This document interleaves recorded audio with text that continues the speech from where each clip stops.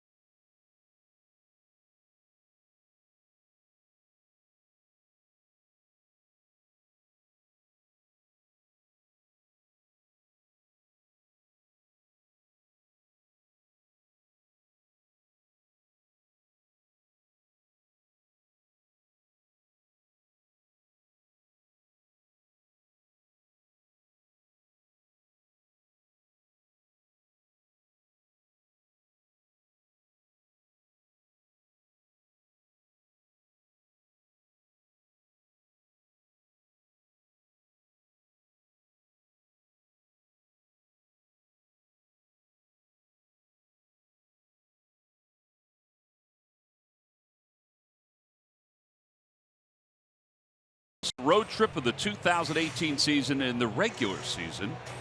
Kevin Gausman is already out on the mound warming up. Phillies have seen him already this season.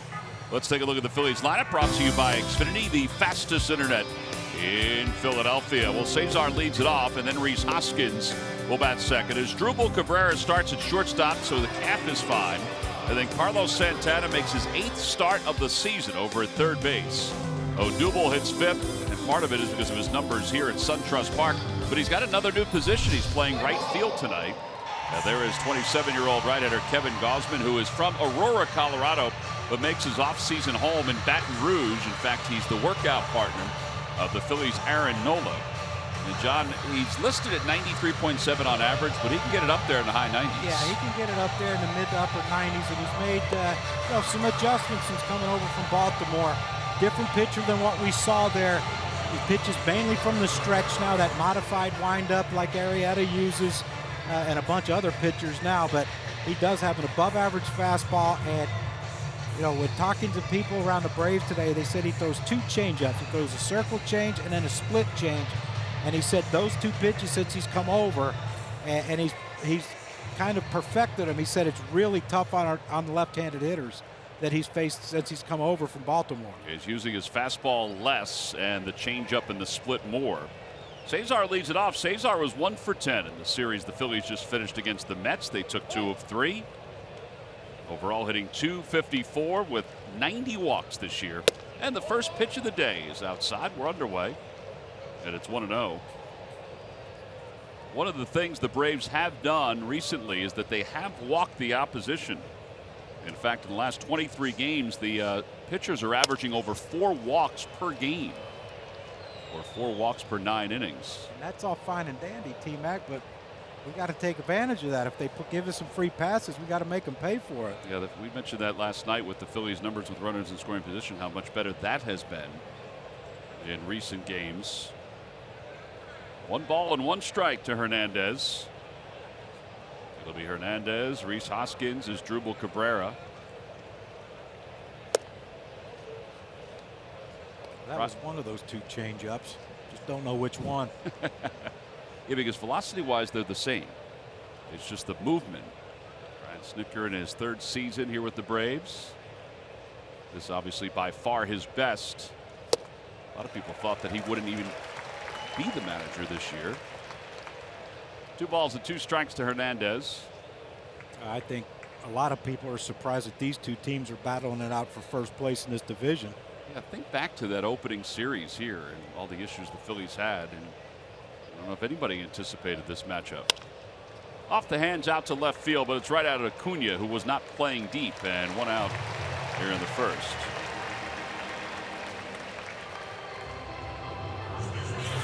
That'll bring Rhys Hoskins to the plate. Johnny provided us last night with our giant home run replay. Yeah, you love this going the other way. And look, we know the ball was carrying, but you still got to hit it, get it up in the air to get it out of there, and especially off Syndergaard.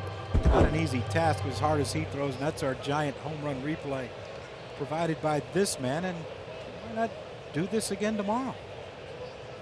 Yeah, his home run the opposite way was his 2nd one that he hasn't pulled this year. First pitch from Gausman is low, 1-0. The outing that Gausman had against the Phillies was back on July 12th. He went 5 innings. He allowed 12 hits.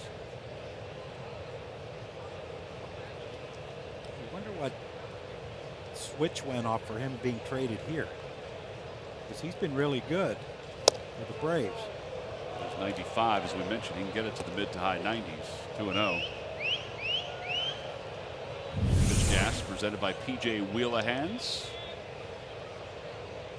Just off the outside corner. Let you know if it's a strike by the crack of the bat.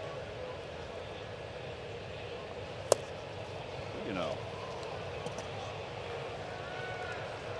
if the figure behind home plate looks familiar, that's because it should. Hunter Wendelstedt was part of the umpiring crew in the National Series last week at Citizens Bank Park. Back behind the plate again. And Rhys takes the 3-0 pitch for a strike, 3-1.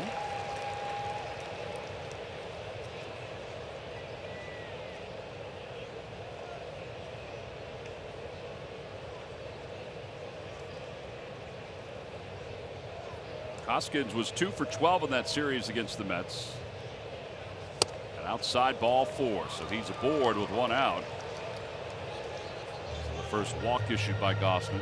And this is kind of what you have to do with Kevin Gausman. You got to make him work. You got to make him throw strikes. And if you chase out of the zone, you're just helping him out. Of course, everyone knows that. But their bullpen hasn't been very good lately, and that's something that if you're the Phillies, you get this guy out of the game early, you'd have to think your chances of winning are climb a bunch, the odds.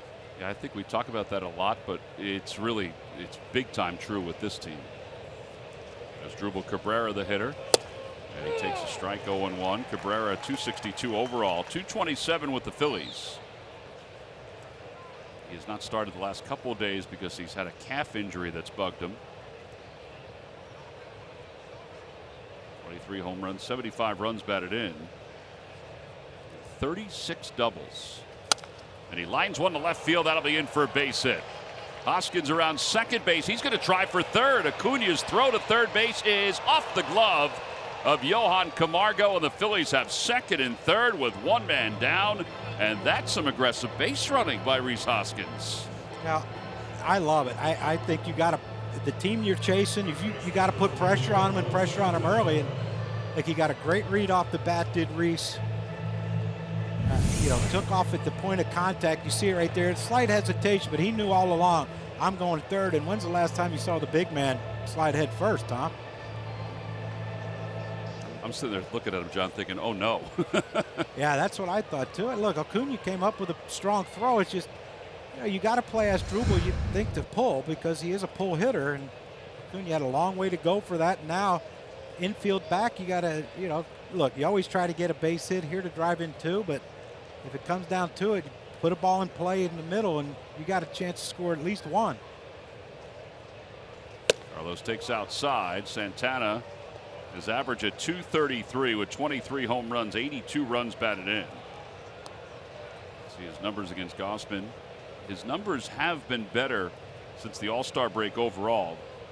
He has 105 walks, and they may pitch around him here, even though you have Odubel, who kills the Braves. Changeup, 1-1.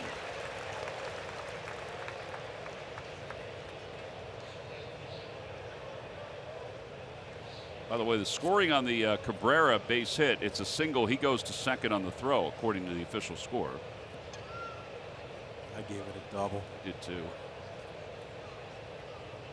I have to admit, though, I didn't look to see if he stopped it all at first base. I don't think he did, because the play was in front of him. But either way, the Phillies have second and third with 1 out, and runners take their lead for Carlos Santana. Just below the knees, 2-1.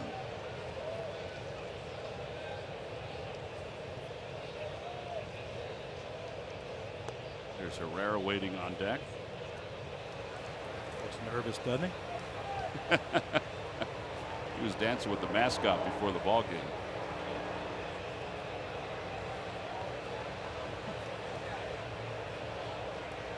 Priceless man right there.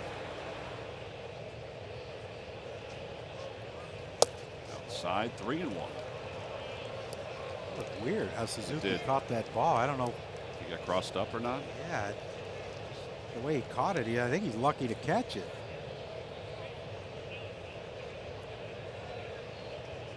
Here's where you set on one spot and one spot only, and if he throws it there, let it rip.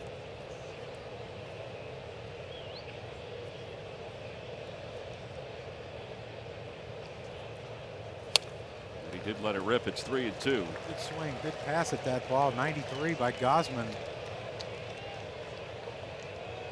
Here's where he has to watch for that 3-2 changeup. One of them, the split or the circle change.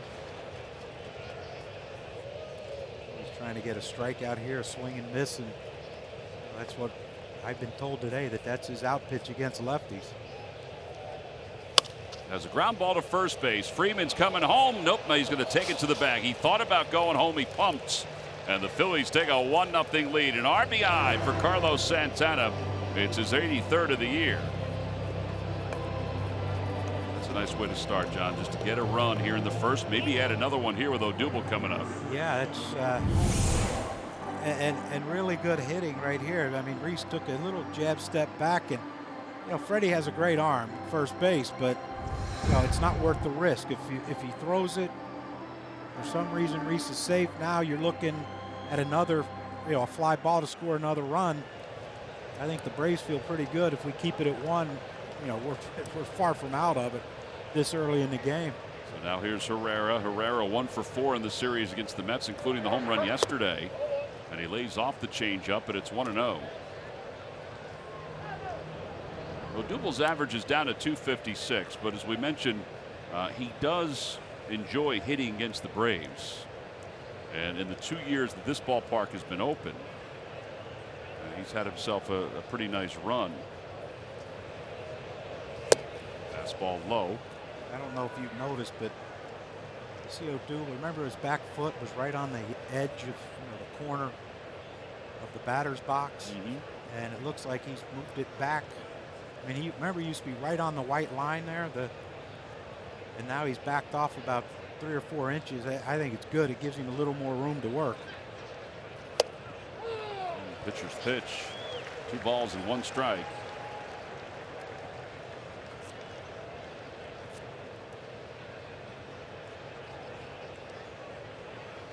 Odubel .315 as we mentioned here at this ballpark with 3 home runs and 8 runs batted in.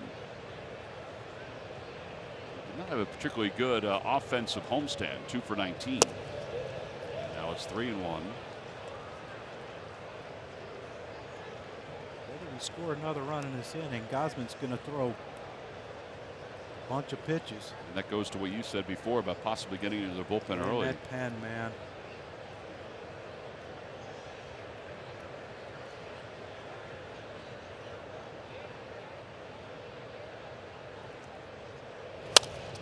Lines it foul.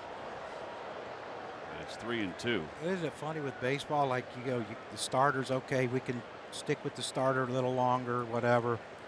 But try to get to their bullpen. But by this time of the year, a lot of bullpens are, especially your main bullpen pieces, are probably a little worn down. Well, they are like the Phillies. They have last time I looked 15 in their bullpen. Odubel lifts it out to left field, and it's playable for Acuna, and that'll wrap up this first inning. The Phillies, though, do get a run on the ground out by Carlos Santana. They leave one over third. Middle of the first, Vince Velasquez has a lead to work with when we return.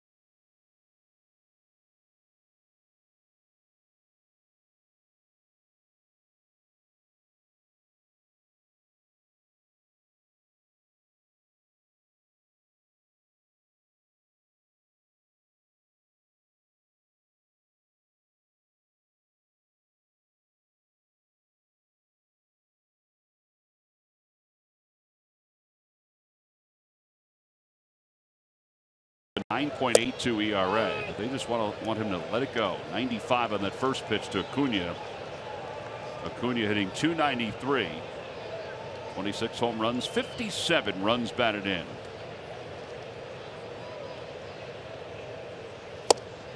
Oh, 2. Hey, get back to Freddie Freeman. You know, I was watching games last week, and it was a struggle for Freddie. And then, you know, Lord knows, big day yesterday. Lord knows, as soon as we come here, all of a sudden now he's getting hot again. Fouled away, and it remains 0-2. Acuna has faced Velasquez 5 times. The rookie, who's only faced the Phillies in 6 games this year.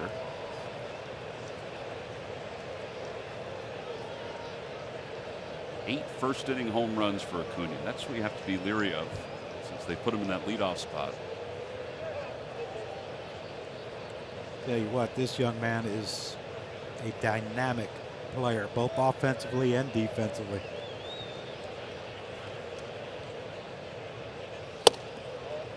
Not a bad spot. 1-2. It's awfully close.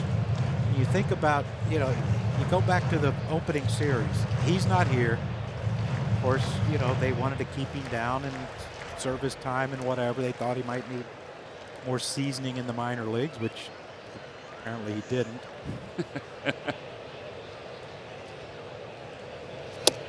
Inside, 2-2. But we didn't play clean baseball down here the opening series, and that goes from, you know, the players and the manager too. I mean, he admitted he made some mistakes in that first series, and he's come a long way since that yeah, first series. Has. And you know, now you're at this point where, you know, 1 or 2 games could be a big difference in this series. Good pitch. Yeah, swung on and foul tip. There's a strikeout, out number 1 here in the first. And Ender Inciarte is coming up. Let's check in with Greg Murphy. Murph. All right, thank you very much, guys. Well, you know, you're talking about Vince Velasquez and what a big start this is for him. Every start will be big for these guys from here on out. But Vince Velasquez, as you mentioned, Tom, Gabe Kapler said they talked to him and they said, we don't want you to hold anything back. We want you to go out there, put your foot on the gas, and do not pace yourself in this game. Go out and do what you do best. Throw those fastballs, throw more of those fastballs. And because of that, they've kind of tweaked their outfield defense, as we've seen from time to time. You know, you look out there and you see some guys that can really go after it. They expect more fly balls. You know, Vince already has a high fly ball rate. They expect, with the way they want him to pitch tonight, maybe a couple more fly balls. So that's why the outfield defense looks the way it does tonight. So a lot of thought going into what they want out of Vince Velasquez, and that is, you know, give him everything they got for as long as he can, and then they'll get him out of there and they'll get the bullpen in there. Yeah, one of the things that Gabe talked about this morning was just that the ground ball percentage, Vince is not among the leaders in baseball, but the ground ball percentage is down even more in September. 1 ball, 1 strike, and that one's hit through the hole on the left side for Inciarte, who has 5 hits now in his last 4 games, so a 1-out single. Distribution of outs, 29% on the ground, 33% in the air. So there's not a huge difference between the two, but September there seems to be more of a difference. And that's where the game has changed. I mean, before it was try to get as many ground balls as you can. Now it's, you know, elevate, launch angle swings. The high fastballs are tough to get on top of if you have a little bit of a launch angle. But I'll tell you this, they said if it stays warm like this ball's going to carry in this ballpark. So fly balls could be an issue too. Well, here's Freddie Freeman. Freeman hitting .311 on the year, 23 homers and 92 runs batted in. Got a fastball 0-1. He's 4th in the league in hitting. Christian Yelich is number 1 at .319. Up, we lost the slider. Slider almost went into the infield grass. It was a nice little roll. Yeah, a little tricky for the sliders. It happens, John.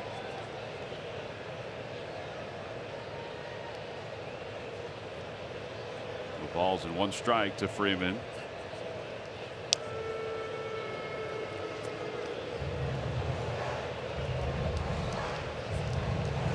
Eric Young talking to Ender Inciarte, who has stolen 26 bases. But he's been caught double-digit times.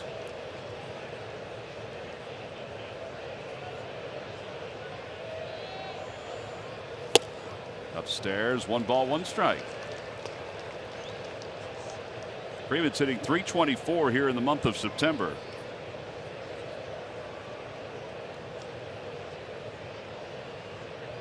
I don't think he's going to win the MVP award, but he will be certainly in the voting. He's not going to be alone as far as the Braves go, though. Here's the thing with Inciarte at first base. Like you said, he's stolen bases, but he gets caught too. But the communication between Asdrubal and Santana, who covers, which I'm sure they've already cleared that up. But if he steals, Santana, who's not played a lot of games at third, has to understand he needs to get to third base. Because if Inciarte steals and he's safe, he can just keep running to third. 3 balls and 1 strike.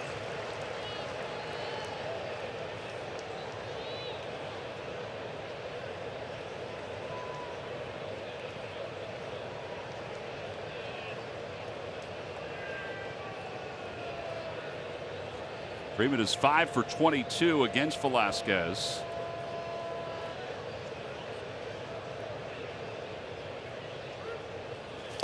He throws him a breaking ball.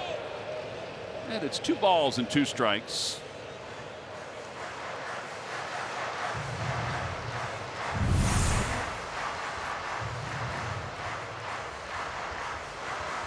It looked like they wanted a backdoor breaking ball. It looked like Alfaro was more on the outside corner than he was inside, but Vince throws one and bounces it, and like a lot of lefties, it's a tough one to lay off of.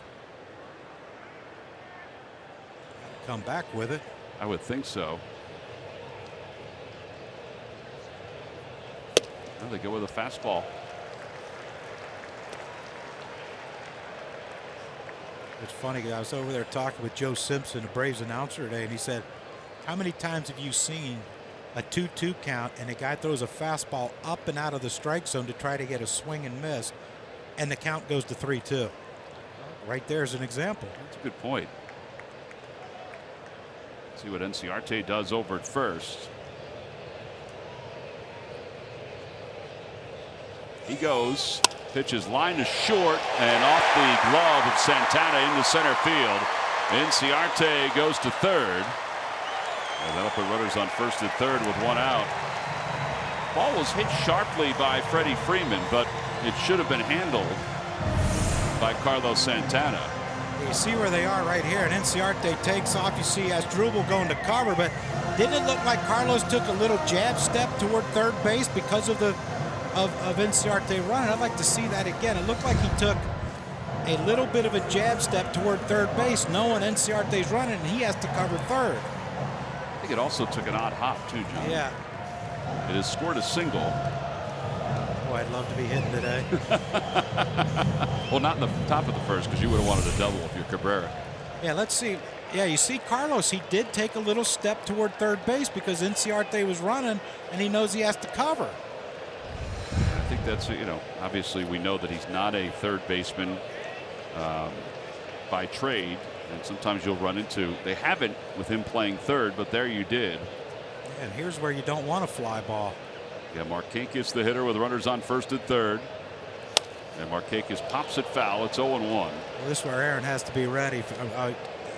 You watch Markakis hit throughout his career, and if you can pitch him in, he will hit a lot of fly balls to left field, or balls to left field. He can inside out a ball with the best of them in baseball.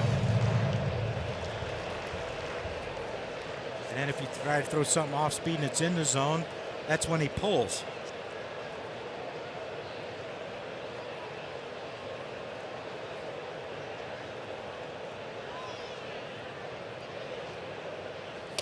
Inside, they fake the throw to first base, and it's 1 ball and 1 strike.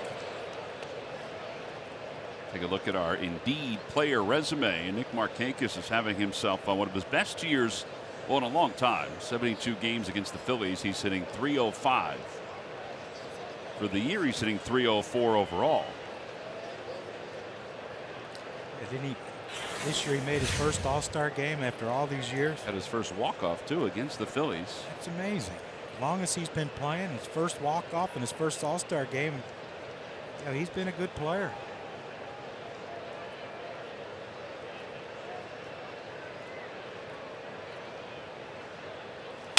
Ground ball back toward the middle and a single in the center field. The game is tied. Freeman's on his way to third. So a 1-1 game here in the bottom of the first inning. An RBI single for Markakis, his 93rd of the year.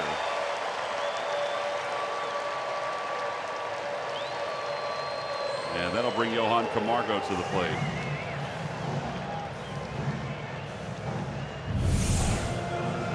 Yeah, Vince kind of left that ball, and I said, you know, he'll hit the fastball the other way and then pull the breaking balls, and that's what he did right there. I don't know if Cesar didn't look like he got a great read on that ball.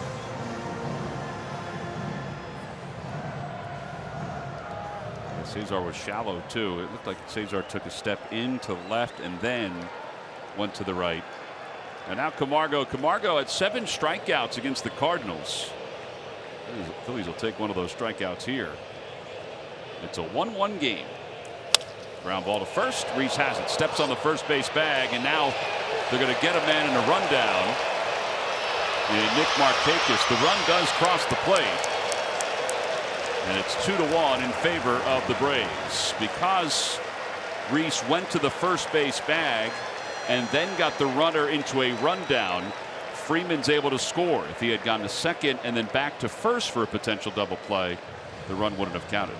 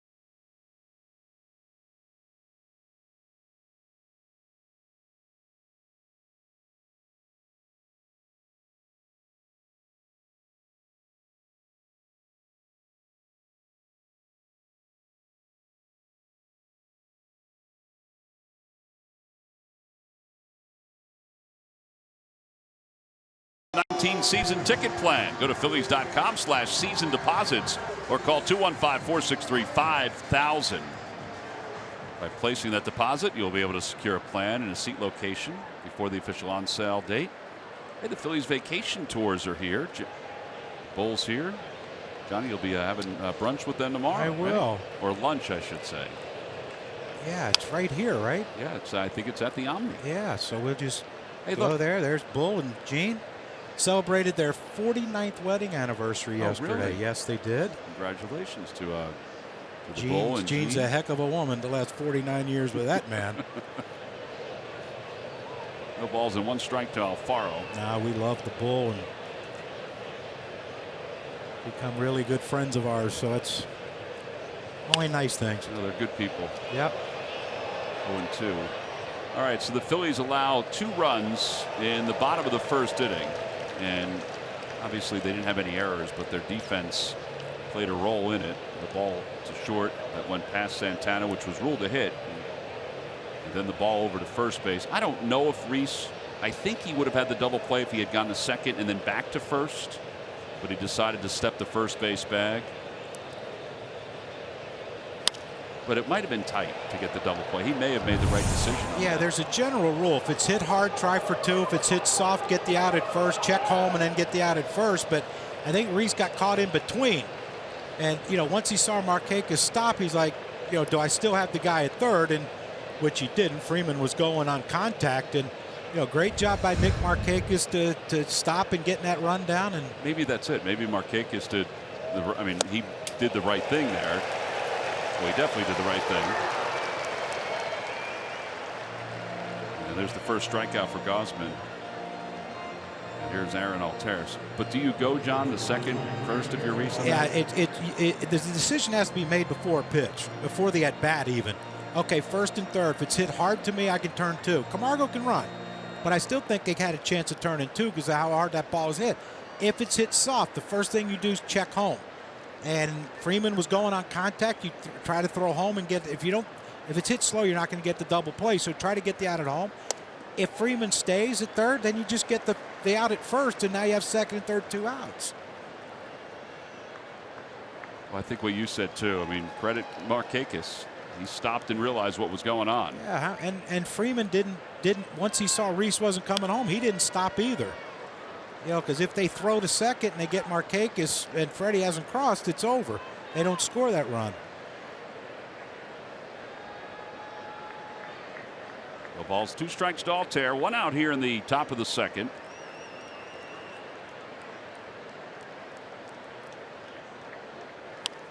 And he fouls it back.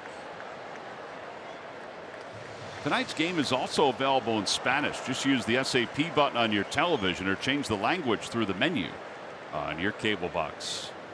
Yeah, the decision you make on that ball that was hit is made before the pitch is thrown. Swing and a miss. Back-to-back strikeouts for Gausman. Yeah, there are 2 outs, and now Velasquez is coming up.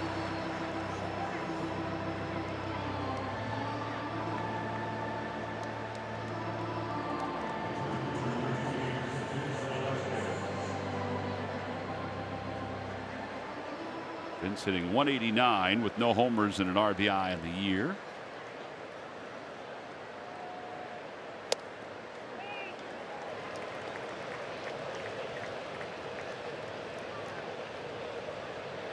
That's Gausman in between innings. His first warm-up pitch is from the grass behind the mound. And he throws so his foot is landing up the hill. So I guess you can throw uphill. Why he does that? Someone told me once is to make sure he gets on top of the ball. Right. But if you get underneath the ball, it's probably going to hit us up here, right? Well, it could. We're pretty high, but it could. Too much terminology that doesn't make sense. His delivery getting on top of the ball. Yeah, he's on top of that one. He's wearing number 45 for the Braves. He wore 34 for the Orioles this year. That was his 3rd number with Baltimore, but he wore 34 in honor of Roy Halladay, who he grew up idolizing. A lot of pitchers pitching today that had some sort of love and respect for Roy, but they all respected him, but wanted to. Charlie Morton even changed his whole way he throws to be like Roy.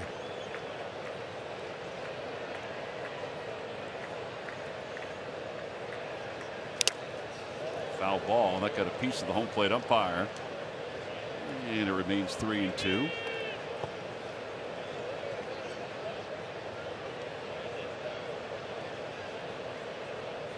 Here's Suzuki doing the concussion protocol test. Off the shoulder.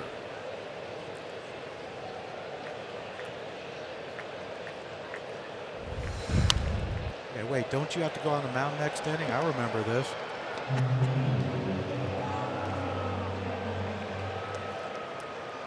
Hey, Vince is battling.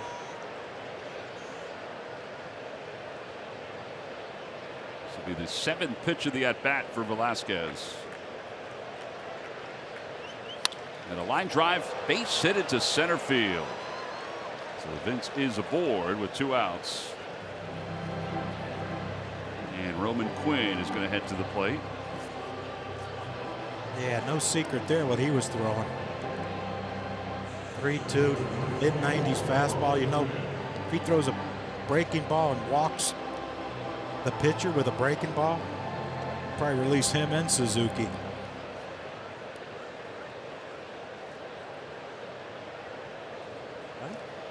No, ball in the gap. Vince can run.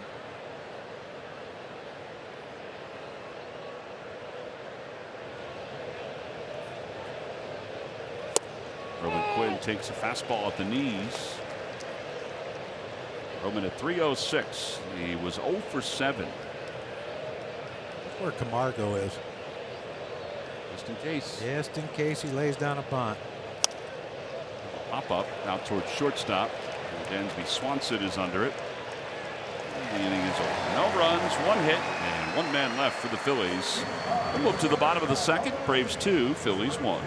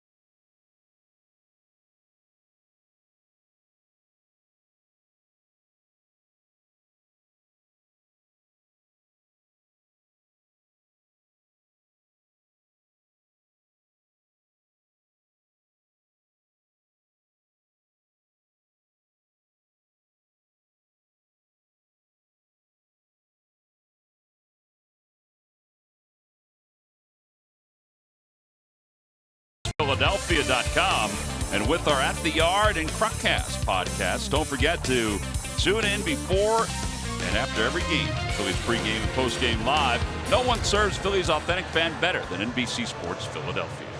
Hey, Murph and I are coming up drawing blanks with what the next Cruckcast could be about. So why don't you throw it out there to the audience? Someone let us know it's a topic and keep it clean.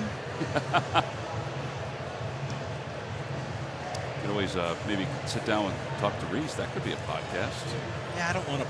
This is a tough time, though, because there's this Geico quote of the day.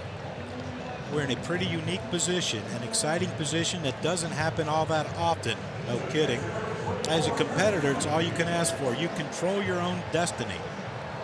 They do. I mean, it's tough, but they do. Yeah, I mean, but it starts today. I mean, you know, I don't care how many games you have left. If you don't win today, then not that you're out of it, but well, the math is pretty simple. Yeah.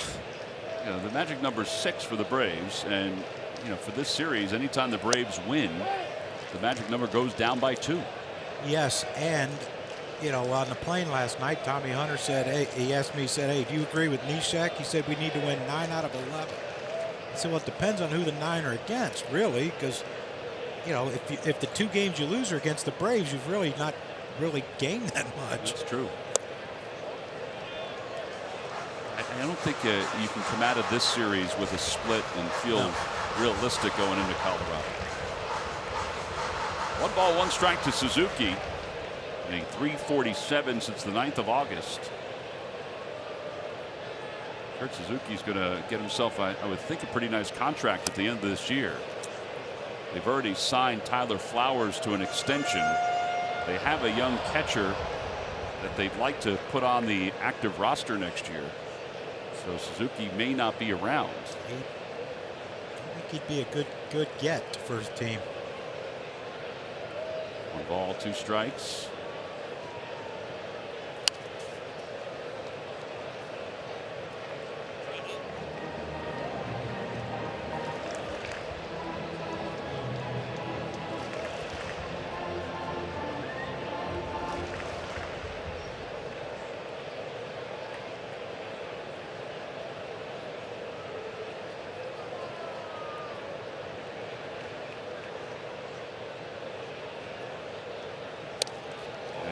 hit by that pitch, so he's going to be aboard. They decided to go with a breaking ball. So the leadoff hitter's aboard for Ozzie Albies. Only had one hit in 10 at-bats against the St. Louis Cardinals. Yeah, since the second half, he's been in a free fall without a shoot, Tom. It's a tough spot, but he got off to that quick start, bunch of home runs early.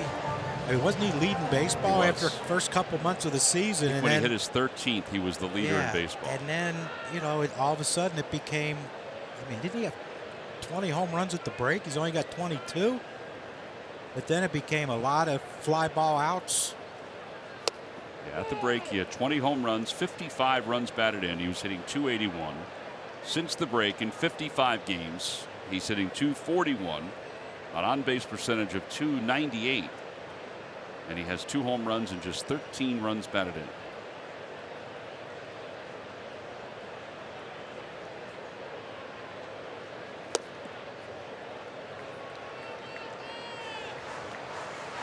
Yeah, that's the problem sometimes when you start hitting home runs and you think they're just going to keep coming all year, and all of a sudden your swing changes a little bit. You're trying to lift everything instead of staying on balls, and so a lot of fly ball outs he's had this second half. There's another fly ball out to right field. Odubel Herrera tagging at first base is Suzuki, and he just draws the throw. Nice technique by Odubel. And one out here in the second. And that brings Dansby Swanson to the plate.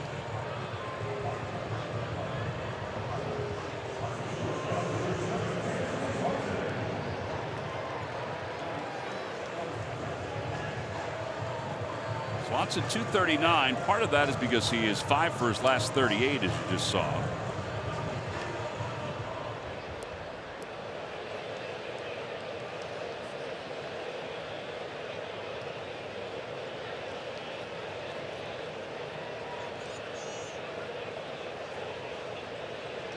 .45 against the Phillies this year in 12 games. And he goes after a slider. It's 0-1. That's a swing you hope you don't hit it kind of thing. Yeah, because you're going to dribble it somewhere. Yeah, of course it could be an infield single, but I'm sure that's not the one you put on your highlight reel at the end of the season.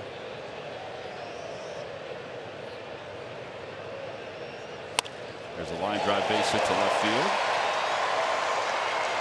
Another slider. That one was left up in the zone. So it puts runners on first and second for Gausman.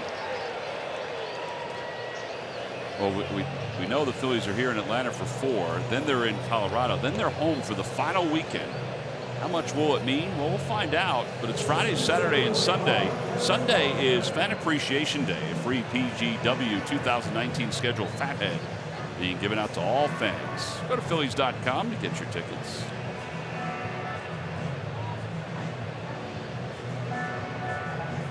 So first and second with one out.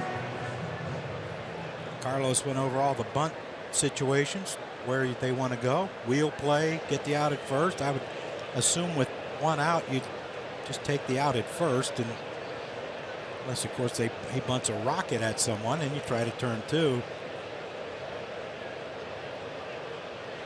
Gausman takes high, 1-0.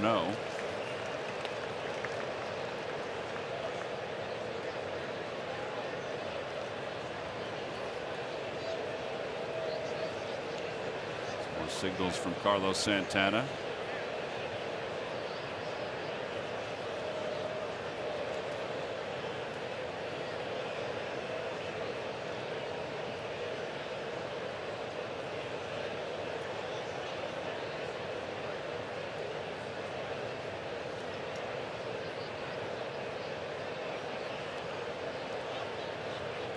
Wheel play. He bunts it toward third. Foul. And it's 1 ball and 1 strike. It's interesting.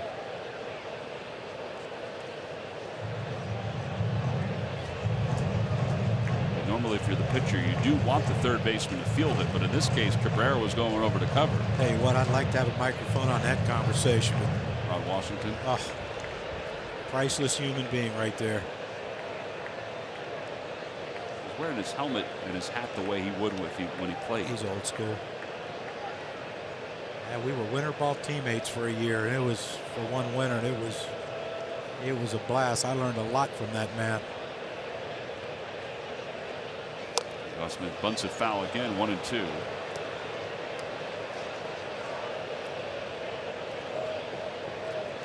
Now it's going to be interesting what you do here. I don't know. I think you just have to try to bunt again. I think so too, but it's, you know, what do you do defensively? Because 2 strikes, you don't know. You know, with less than 2 strikes, he's definitely bunting, so you can charge. But your corner guys now, what do you do now if he doesn't bunt? And he bunts it foul for a strikeout. Second strikeout for Velasquez, and that brings Acuna to the plate.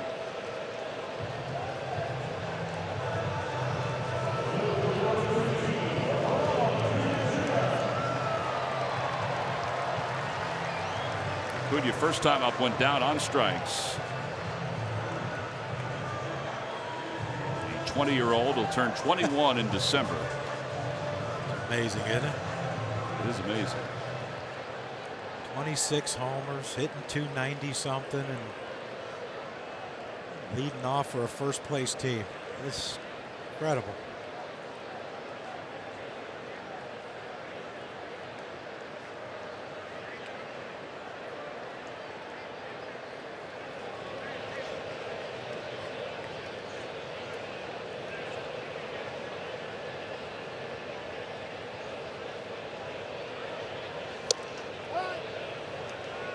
Yeah, he's a little different than what we saw the first time we've seen him this year. With his hands are a little lower, they're more out in front of him. You know, before he had that bat kind of wrapped around his ear a little bit.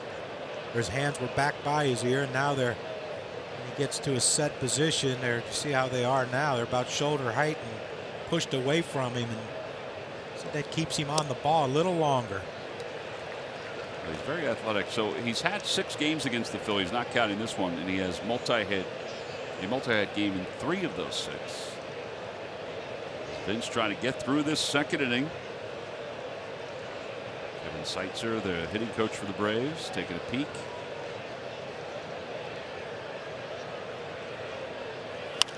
Fouled away, 1-2. All right, so he got him his first time up on strikes. Let's see how Velasquez goes after him here.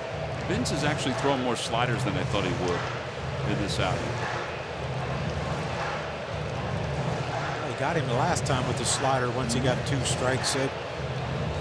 Got to believe another one's coming here.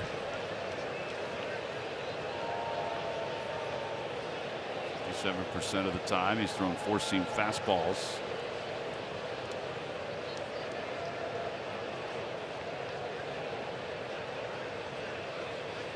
Which is 30. And there is 31. It's a 4-seamer at 96 miles an hour. A little extra on that one.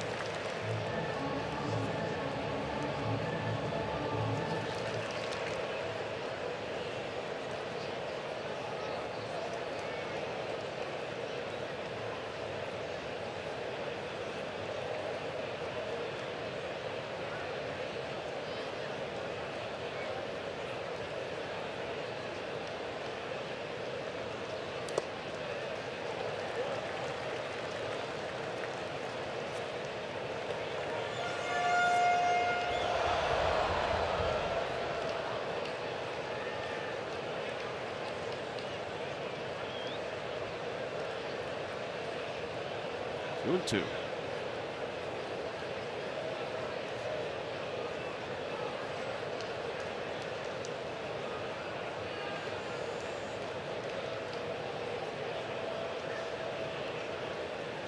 And a strike 3 called.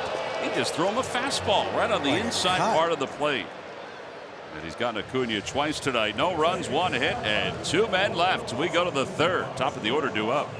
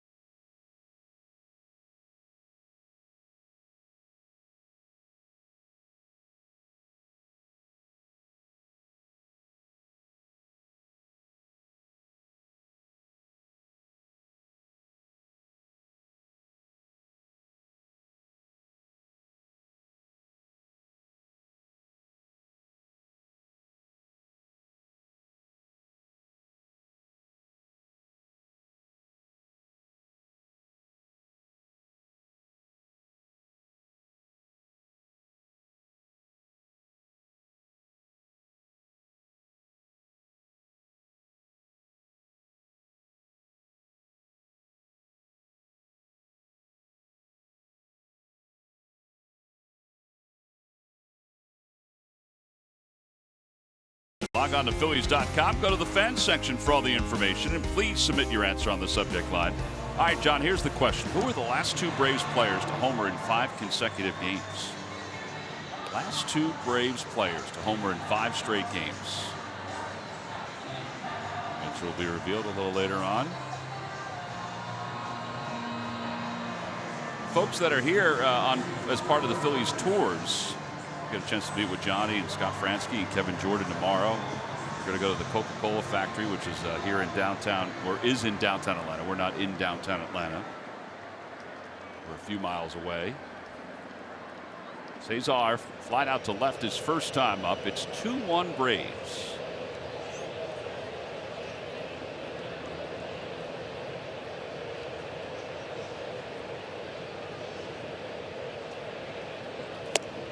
Outside, 1-0. I don't think it's a bad idea to try to bunt for a base hit for Cesar. He hasn't done it as much recently. He is, along with Scott Kingery, the best bunter on the team. But Camargo is way in grass at third, so if anything, gives him a chance to slap the ball by him too. Yeah, but you know, Freeman's back, Albies is back. You know, that's one thing we haven't seen at all from our left-hand hitters, is taking it with them. You get it past Gausman, the way Cesar runs, how are they going to get him out? Kevin Gausman was a teammate of Aaron Nola in college at LSU. In fact, Aaron was a freshman when Gausman was a sophomore, and then was eventually drafted by the Orioles. They made up the 1-2 punch eventually. For the LSU team. Gausman would be the Friday starter. He was the Friday starter all year and won 12 games that season. Aaron started as the Sunday starter and then moved to Saturday, which is the number 2 spot in the rotation essentially. But they still work out together. Aaron's brother, who is part of the Marlins organization, moved to Texas last year and is moving to Scottsdale this year. I said to Aaron, I said, well, who are you going to work out with? He goes, well, I got Gausman to work out with. There's ball 4. There's the second walk issued by Gausman. The numbers at LSU. Gausman in 31 starts, 17 wins. Nola had 30 wins, including 7 his freshman year. 30 wins and 49 starts. That ain't bad. Yeah. Gausman won 17 and 31. Yeah, his sophomore year, which was his second year, he won 12. Aaron said that was because they got a new pitching coach, and the pitching coach kind of changed him a little bit. He said Gausman would just throw 100, just throw 100 miles an hour. But when they got a new pitching coach his sophomore year, they kind of made him a pitcher instead of a thrower. Certainly has worked out. Both were first-round picks. Yeah, if you're preparing these guys for professional ball, they, you know, one-trick pony in professional baseball doesn't work.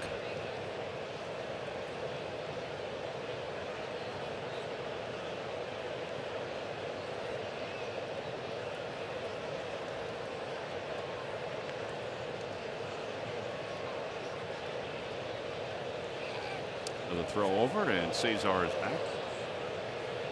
That's his career high in steals with 19.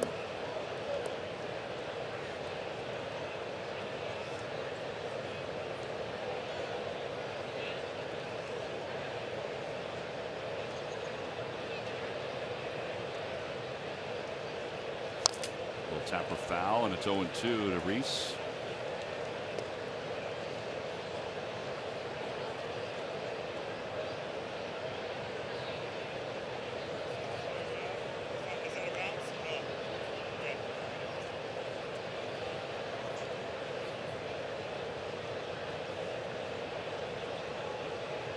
Reese is one of 3 players currently in the big leagues with at least 80 walks, at least 32 home runs, and at least 35 doubles.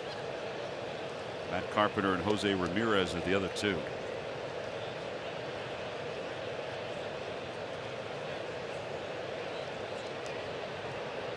It's been a solid year for Reese. On base percentage is good. Go ahead RBIs, 29 go ahead RBIs. He had a stretch there where he was not very good. No, you're right. I mean, a long stretch. 1-2 is ripped foul. That was a hanger. He was what, after the first 2 months of the season, month and a half, he was hitting, you know, in the 340s or something, over 400 for a while. And man, it just went down quickly. That's a Gosman's lucky that baby went foul. That was a hanger. Reese at the end of the first month was at 303 with an on-base percentage of 457 and an OPS of 985. And it dipped. And then he went on the DL and he came back and was ripping after that. Yeah. Hey, hate to see someone go on the DL, but that could have been the best thing that happened to Reese. Get away from the game for a little while.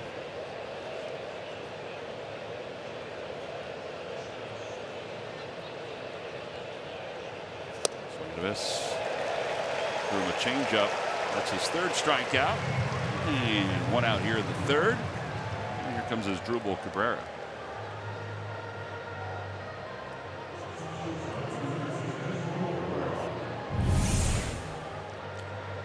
Oh, we told you he had 2 changeups. That looked like the circle change with just the spin on it. And that's a tough pitch, righty against righty, for a right-handed hitter. That, you know, you think anything coming in is going to be a fastball or something hard in. So you swing at the fastball and then you realize, uh-oh, wasn't the fastball.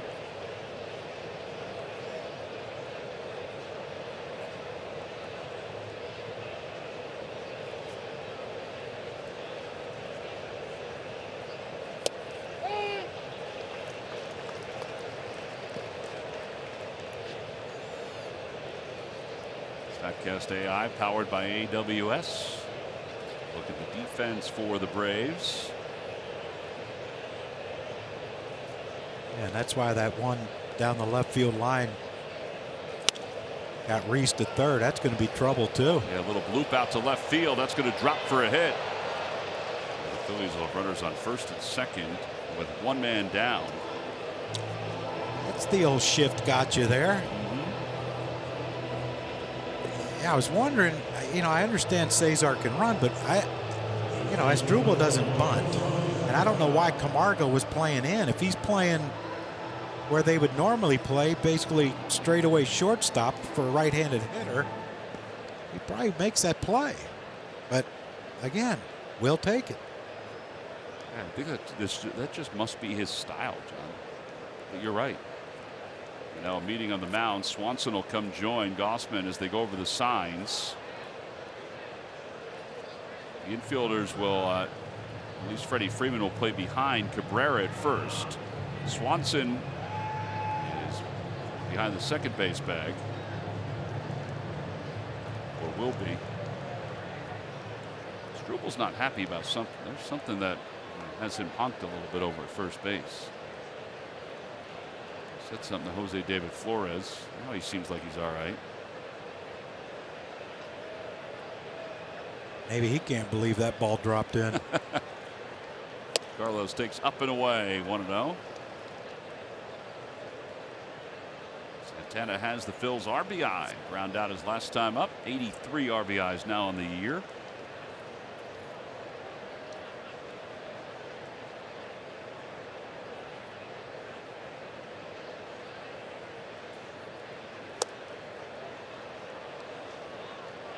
Didn't Suzuki catch one like that? Carlos's last at bat, was that Carlos hitting where he looked like he was crossed up?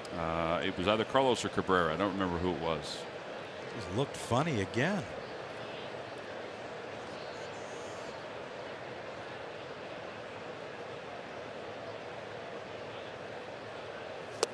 Out in front.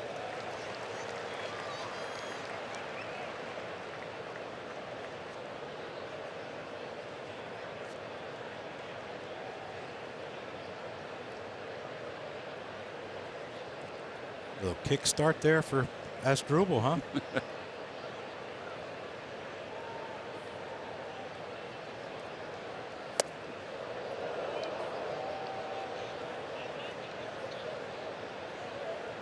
Looked like a pretty decent pitch. Like Carlos saw that one well. 3 balls, 1 strike. Cesar's at second. Asdrubal's at first. I think Asdrubal, John, now that I think about it, I bet he wondered why Cesar wasn't at third base on that little bloop. There's a fly ball out to left field, and Acuna is under it. And that'll be the second out of the inning.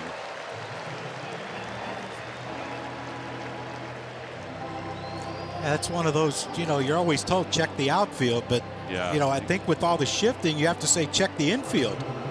You know, Swanson's behind second base. Camargo's playing, you know, even with the base at third looking for a bunt. And, you know, that's when you check where's Acuna. And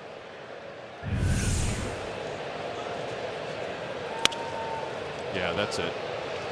There's no way he's going to catch it. At least it did. We were up here. We didn't think it was. So I think that's what it is. I think he was upset about that. And now it's magnified because that fly ball would have scored him. Yeah. 2 outs, top of the third. Herrera, the hitter. And a bouncer back toward the middle. That'll be a base hit. Cesar's going to score. He's around third and will coast on home. It's an RBI single. It's a 2-2 game.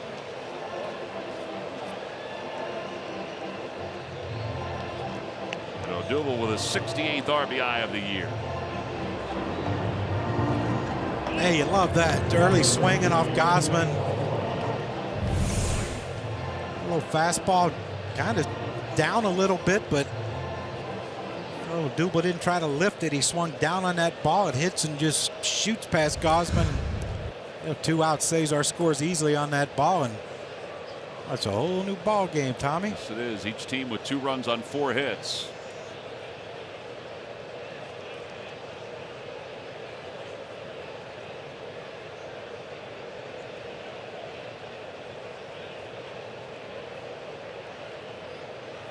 Pitch outside. It's 1-0. Alfaro struck out his first time up. Now, part of the reason why Alfaro is catching tonight instead of Ramos is the fact that the last time he had 2 hits, including a home run against Gausman. That's, you know, part of the weight on that. Didn't he hit a dead center in Baltimore? Mm-hmm. Yep. And the other thing too is, you know, Gabe said earlier today that he does think Alfaro has handled Velasquez and Nola well, but he said he will not be afraid to put Ramos in even early if he needs to. Now Boer's down there with a bat in his hand, so if they get to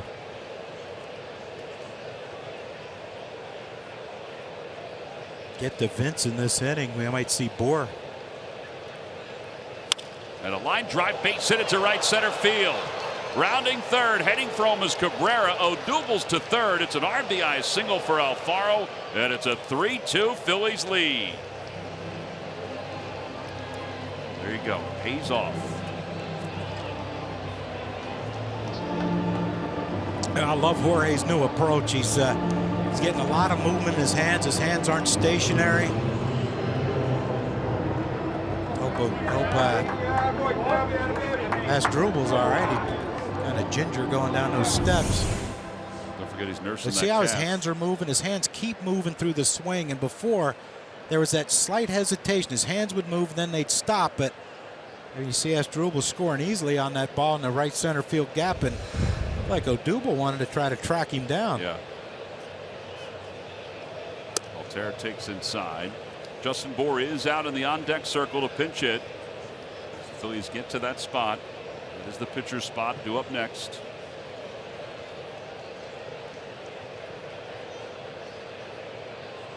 But their lefties coming up next inning. We have a lefty warming up, and I can't tell who it is. I think it's Adam. Yep.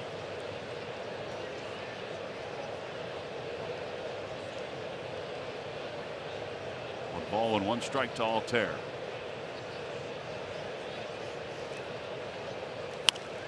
Aaron got a pitch to hit there, and he fouled it back.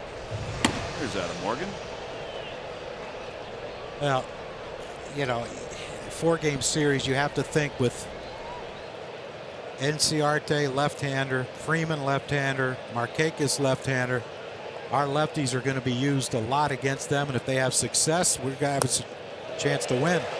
Altair goes down on strikes for the second time, and that'll wrap up this third inning. But the Phillies get 2 runs.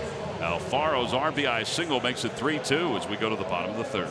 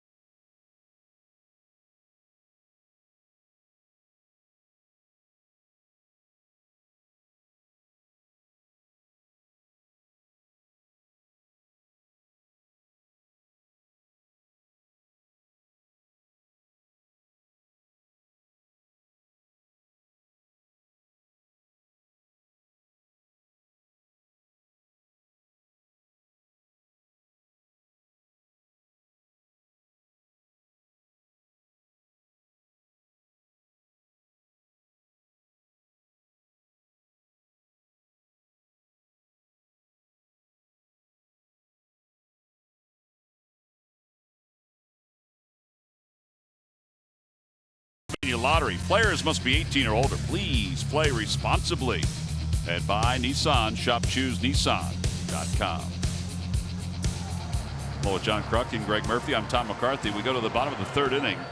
And the Phillies lead it 3-2. Vince Velasquez is back out there. Justin Bour was out in the on-deck circle to pinch hit for him. And he will face Ender Enciarte, Freddie Freeman, Nick Markakis.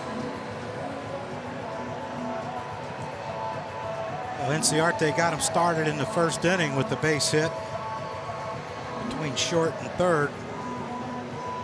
This is the way Enciarte's swinging right now, and Freeman and Markakis has been swinging all year. This is going to be a challenge for Vince right here. Hope he's up to that challenge.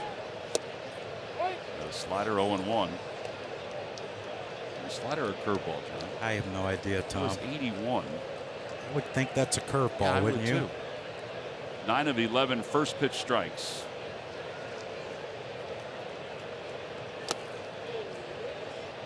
That was a changeup.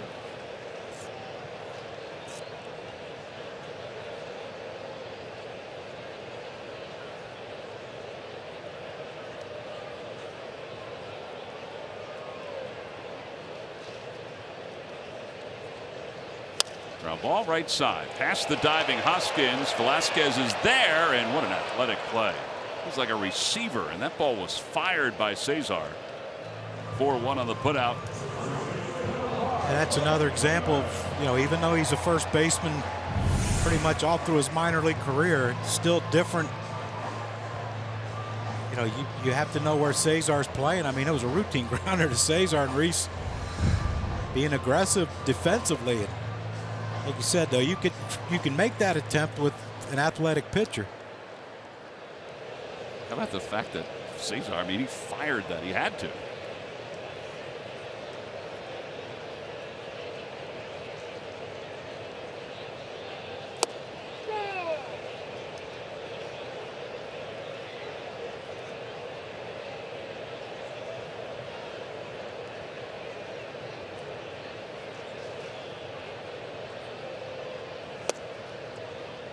Bad spot. 1 ball, 1 strike.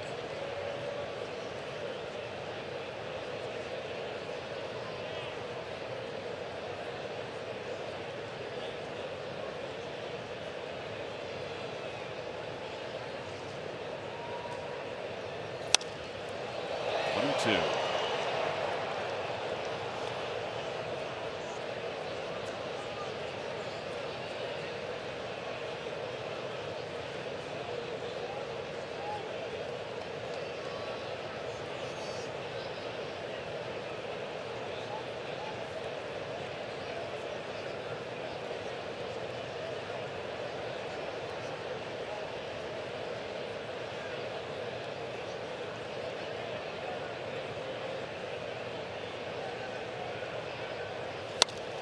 That one's shot the other way. Altair on the run, and he dives. He won't get it.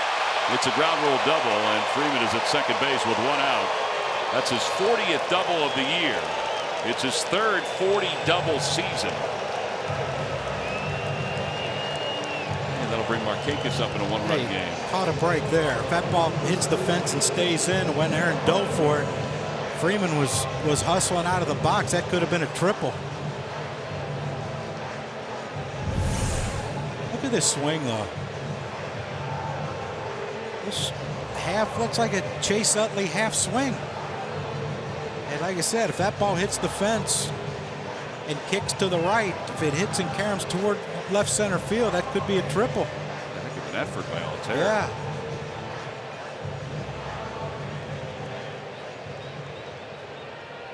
All right, so now a runner in scoring position. I think you still have to be careful with Markakis right here. He's leading their team in RBIs.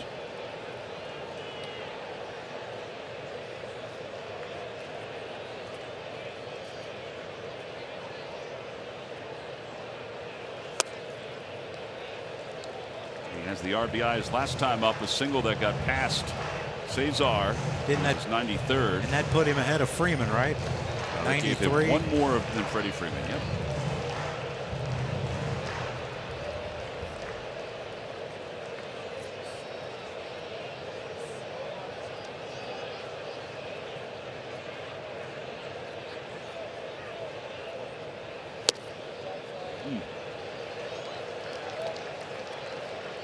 That's where Alfaro, when they talk about framing, where he's gotten really good.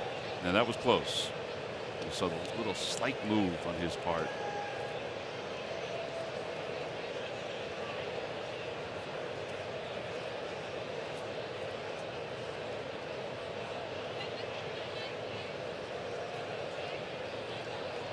I think you have to throw Markakis a strike here.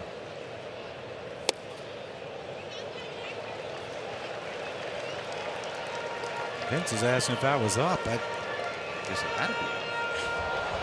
I mean, from up here, it looked like it cut the center of the plate. Sure did. Here's Pitch Gas presented by PJ Wheelahans. Well, right at the top of the zone. Yeah, it's one of those it could have gone either way. I think he's swinging though. 3-0. Nope.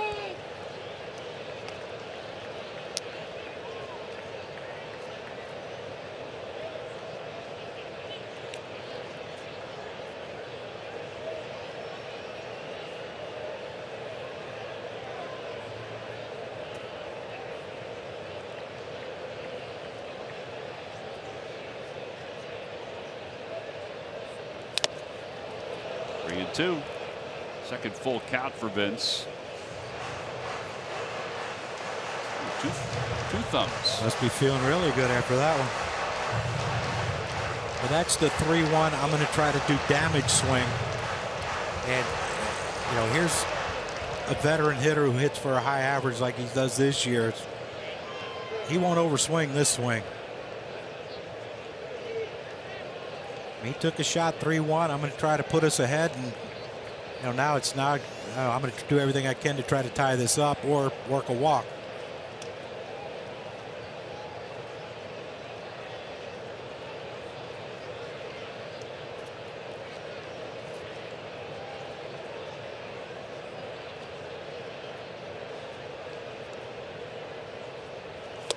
Inside ball 4, so it puts runners on first and second for Camargo. Will hit into that double plays last time up. Let's take a peek at our Nissan upgrade to the technology of tomorrow today. So the best records versus the own division. Now the Braves 43-23. We've been talking about this, John, how good they've been. Red Sox in the American League East 48-21. How about the Pirates? 10 games over 500. Yeah, I mean, this year just doesn't make sense in a lot of different ways. Well, how about their home road splits, the Braves? They're only 1 over 500 here, and since the middle of August, they're 9-14. They're kind of the same way as the Phillies. but Phillies have much better home record overall.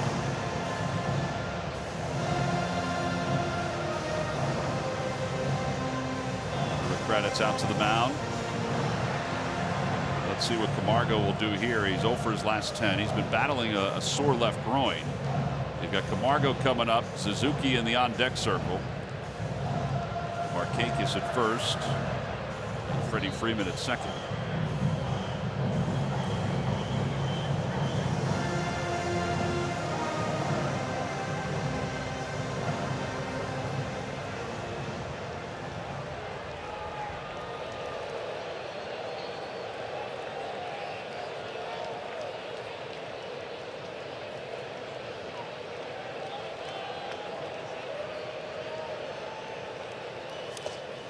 That one gets away from Alfaro, and the runners will move up.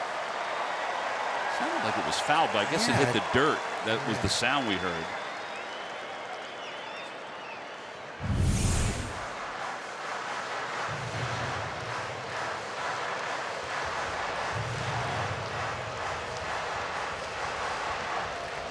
No, it hit the dirt. Hit the dirt.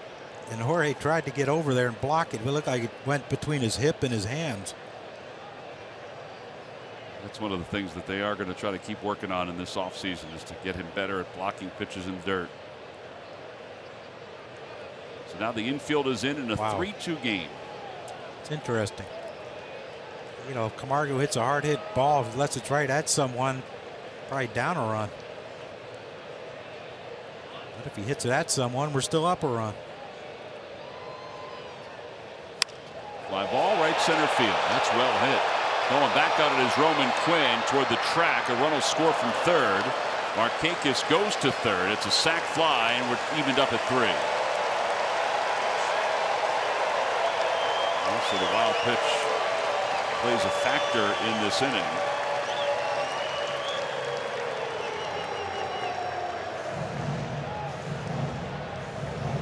Ramos warming up with the bullpen. Good at bat by Camargo, and you know, he swings at the slider in the dirt, and you wonder if they didn't want to go back to that slider with that fear of probably maybe bouncing another one. He threw something he can get to.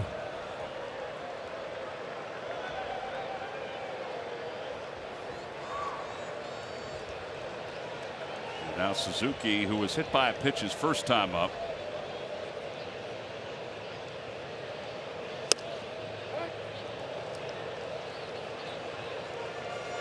Oh.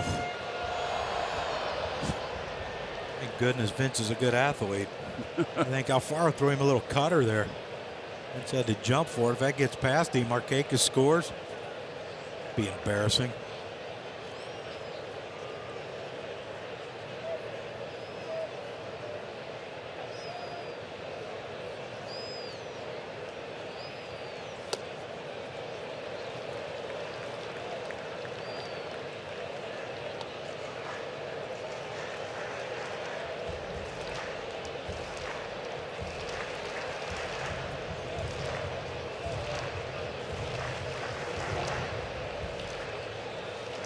They're going over their options. This may be the last hitter for Vince.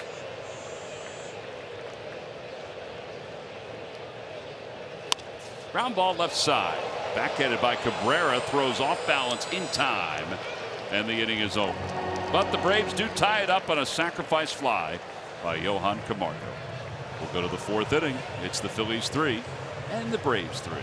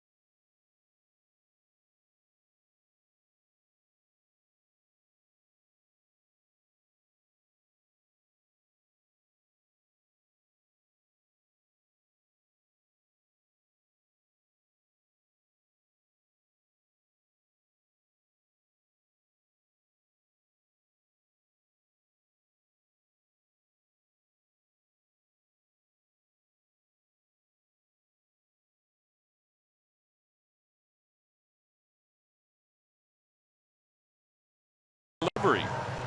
Order by 11:30 a.m. and your WB Mason driver delivers right to your break room. Local, fast, and convenient. Who but WB Mason? Well, J.P. Crawford is going to pinch hit for the Phillies as we go to the top of the 4th inning. He'll pinch hit for Velasquez. Gabe said that Crawford was a little sore today after that play he made last night.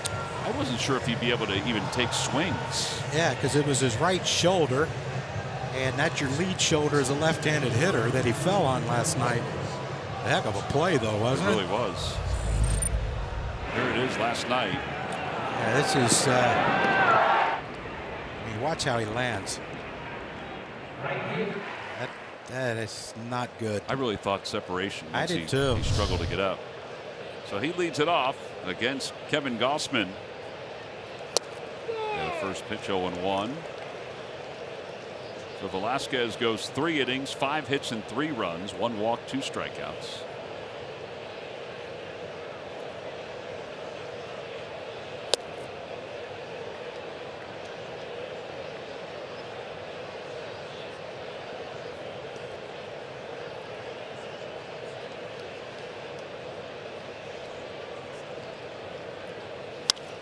Fly ball, shallow, right center field.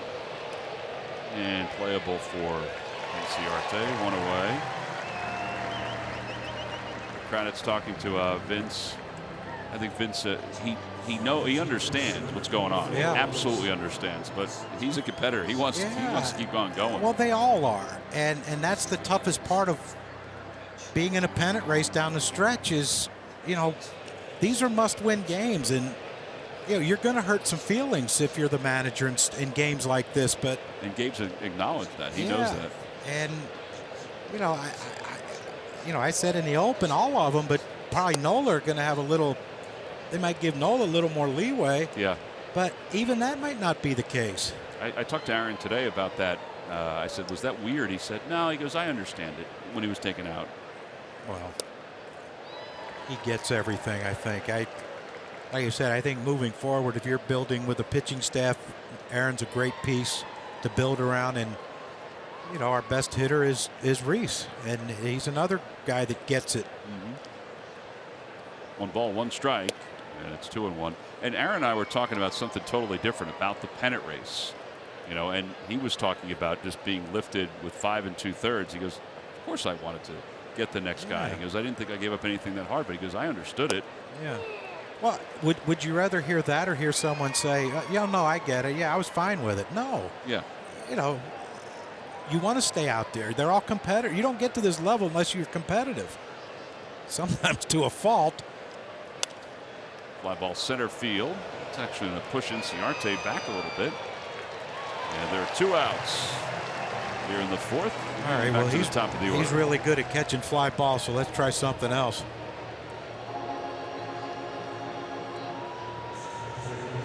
Here's Cesar, who walked and scored his last time up.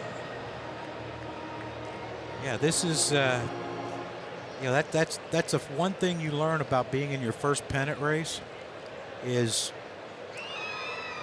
some guys are going to be upset. And like I said, you know, it doesn't matter who you are, how much you make. If you're not producing, you know, it's not like they can say, oh, we'll give him a week and see how he does. This is like, we'll give you a few innings and see how you do.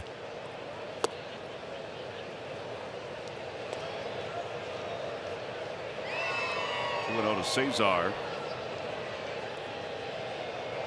Since the trade from the Orioles, Gossman is 5-2 with an ERA of 2.61. In the National League, his ERA is the best among the new pitchers, guys that have been acquired by their team from other squads. Cole Hamels has the best ERA. He has the most wins. Hamels' ERA is 2.42. Baby took a hit last night in Arizona, didn't it? Yeah. You see that lineup Torey Lovullo threw out there? I did not see it. I saw his numbers. He said, I need energy. I don't think the guys are playing right now are playing with energy. I don't think he had 1 starter. Maybe Goldschmidt, but I mean, there's guys hitting home runs. I'm like, who in the heck is that guy? Well, I think he realizes that right now they're 6 out in the National League West. And the Phillies have passed them in the wild card. Phillies are 5 out, but they have a percentage point lead on them in the wild card.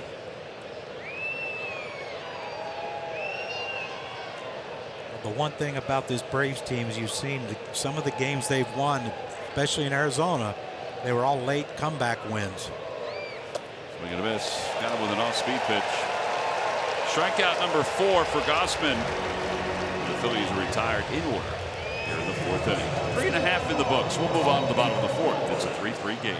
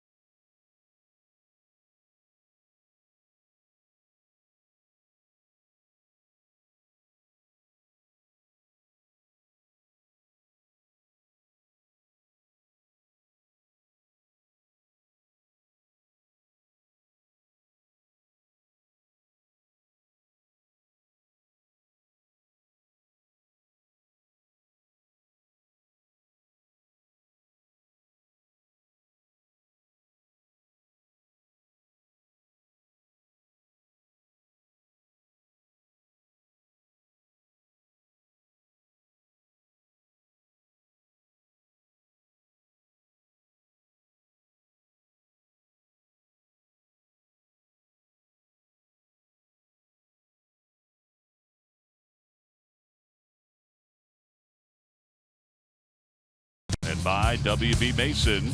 Who bought W.B. Mason for fast free delivery? Nobody does it better. Bottom of the 4th inning. Adebray Ramos is the new pitcher for the Phils as he takes over for Vince Velasquez. Ramos 2.04 ERA. 3 innings, 5 hits, 3 runs for Vince.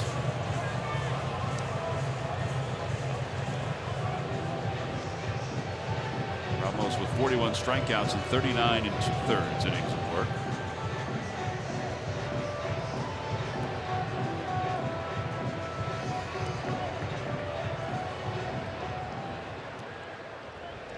And Ozzie Albies will lead it off.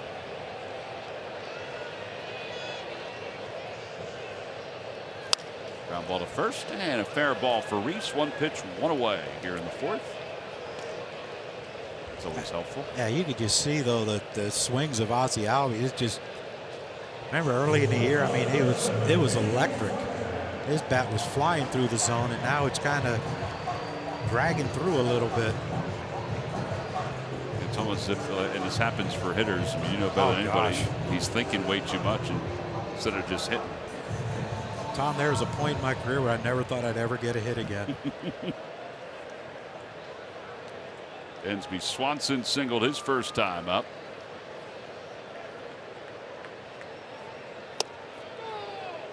That's where Dansby's like, oh, gosh, I got a guy out here with one of the nastiest sliders in baseball, and my lefty swung at the first pitch. Now I got to take a fastball. Didn't he jump on the first pitch from Vince for a base hit? It wasn't the first, it was the second. It was quick. 1 ball and 1 strike. Oh, he gets the old slide ball.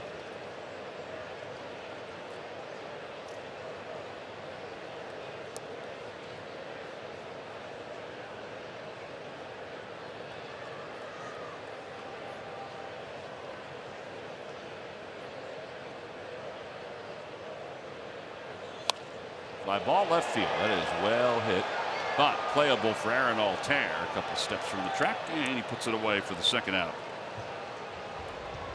Follow the race to the postseason on MLB.tv. For $25.99, watch every out-of-market regular season game. Plus, get a free subscription to MLB At Bat Premium. Blackout and other restrictions apply. Visit MLB.tv to take advantage of this limited time offer.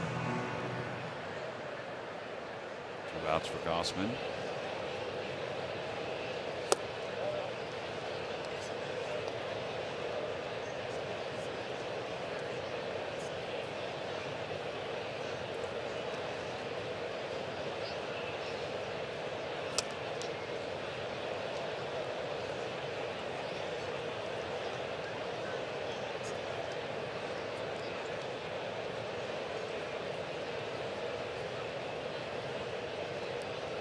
Someone's taking her jacket off down there in the bullpen.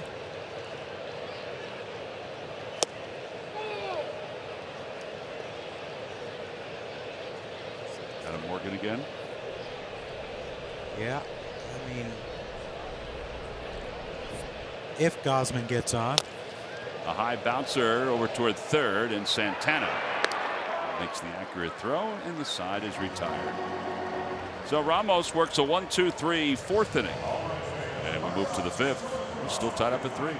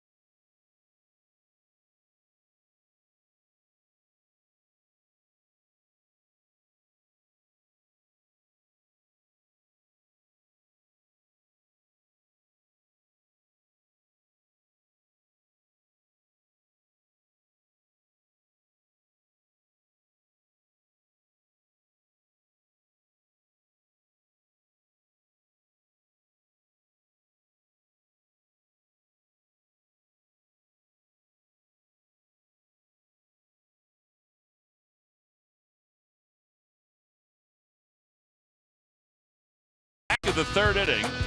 It's Odubel Herrera. Yeah, first pitch by Gausman out over the plate. And Odubel just stayed on it. Hard ground ball up the middle, gets past Gausman, and then Alfaro follows up with a hard line drive over the head of Ozzie Albies for another run, and made it 3-2. And then Johan Camargo ties it up after Freddie Freeman advanced to third on a wild pitch. Camargo ties it up with a fly ball, and those are our Toyota turning points in the game. And since it's a tie game, Tom, we'll probably have another turning point. I think we will. We don't have ties in this league, do we? We do not. Unlike the Cleveland Browns. Yeah, there have been a couple already in the National Football League. Gausman finishing up his warm-up tosses. He made the last out. And he will face Rhys Hoskins, Asdrubal Cabrera, and Carlos Santana for the Phils. Semi small aerobics class going on in the Phillies bullpen right now.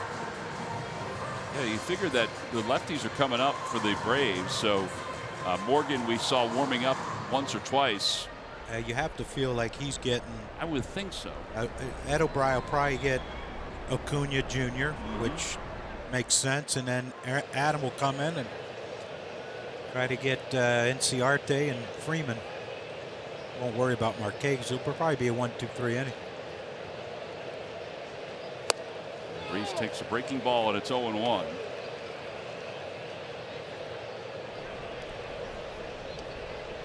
Hector, Sir Anthony, Neshek.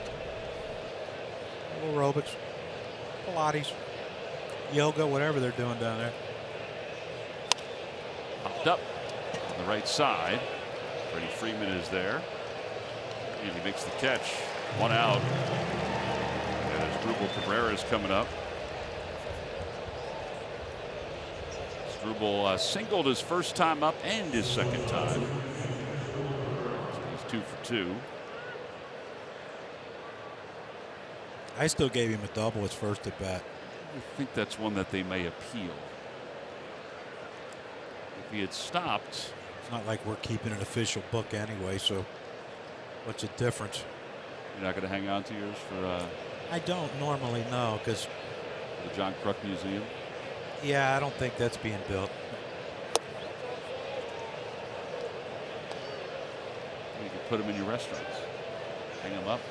Be embarrassed how sloppy they are. What are in your restaurants? Are there pictures of you playing? Yeah, some. 2 balls, no strikes. You know, we got smart. Instead of putting, you know, framed pictures, 8x10s or whatever, we had someone draw a bunch of pictures like a mural, you know. And so it's the same in every store, which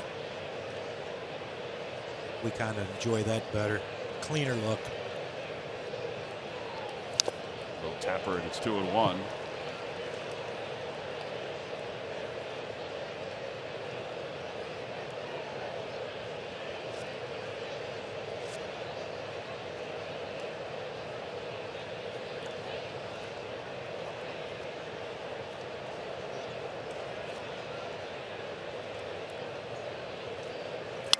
It's pulled to first, backhanded by Freeman, and 3-1 on the putout. So 2 outs, and that is 6 in a row retired by Gossman. And that'll bring Carlos Santana to the plate. Let's check in with Greg Murphy. Murph. All right, thank you very much, Tom. Well, Carlos Santana came into this game batting .233 with an on-base percentage of .358. But, you know, it seems kind of remarkable when you stop to think where he started out. We all remember he started very slow in April, was batting .153 on May 1st, and he's got that up 80 points. And you take a look at what he's done in the month of September. You look at the traditional numbers, batting .317. He's got about 7 extra base hits and an OPS of 972 in the 17 games in September. He has been very good, and Gabe Kapler was talking about that today, and he said, look, if you could look at the traditional numbers, you can see that Carlos Santana is finishing the season very strong. But also, if you look at a lot of the metrics that the analytical folks would look at, whether it be WAR or weighted runs created plus, he is among the tops, well, certainly the tops on the Phillies in WAR, and in weighted runs created plus, tops in the league. He's at 163, which is 63% better than average. So he's doing a lot of good things late in the season. We know about the walks over 100. So he's been able to help his team win later in the season, which certainly is good to see going into the offseason. As we talked about before with his offensive numbers, they've been better. And I think more than anything else, he's been open to the thought of playing these other positions, which I think says an awful lot for him. We'll head to the bottom of the 5th. We're tied up at 3.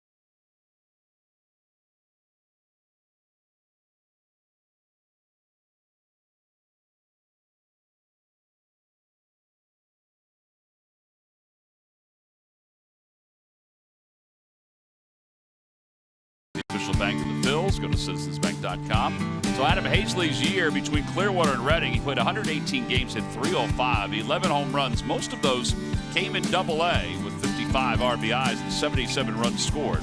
The 8th overall pick in the 2017 draft, Brian Benetti, one of the Phillies assistant GMs, talked about seeing him in Triple-A in 2019 at some point, and he's getting closer and closer to the big leagues. Here's Ronald Acuna Jr. against Ramos, and he swings at the first pitch and fouls it. It's 0-1.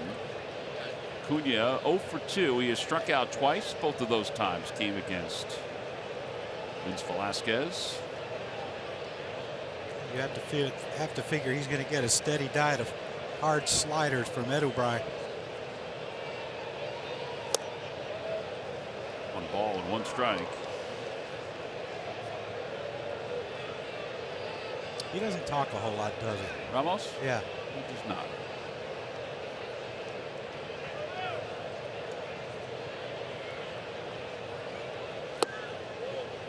Another one. 3 in a row.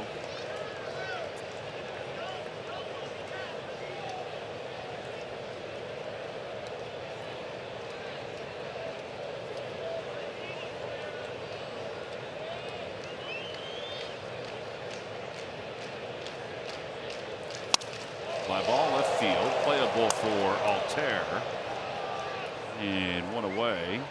Acuna now 0 for his last 9. Sunday before Carson Wentz hits the field for the first time this season, get the expert analysis of Ray, Michael, Barrett, and Seth on Eagles pregame live. Then following the game, they're back to break down all the big plays. Bookend your Birds experience right here on NBC Sports Philadelphia. Well, as we expected, Gabe Kapler is heading out to the mound for a pitching change. The lights did not go out inadvertently. They're doing something. So we'll be back. The lights will be back on.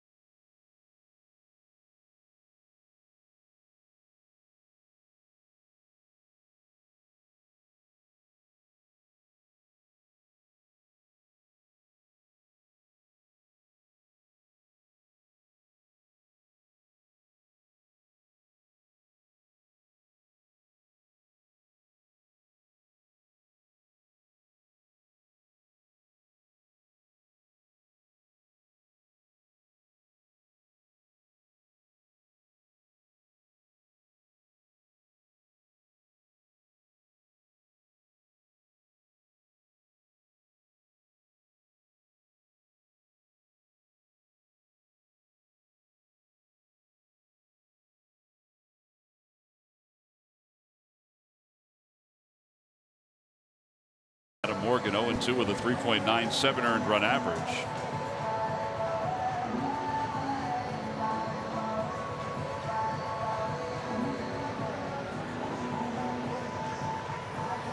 So Ramos faced 4 and he retired all 4.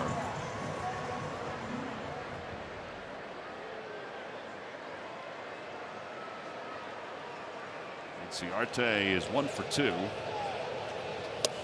Shows bunt, takes a breaking ball that missed inside. 1-0.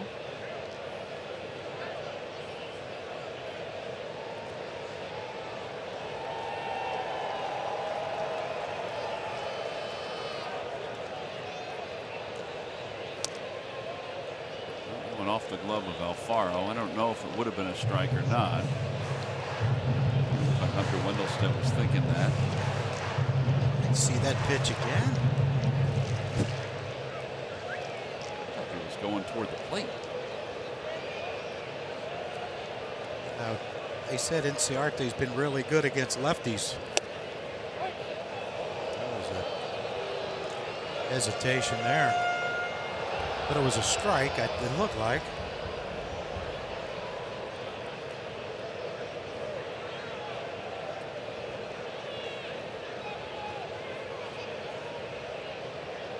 Outside. 3 balls, 1 strike.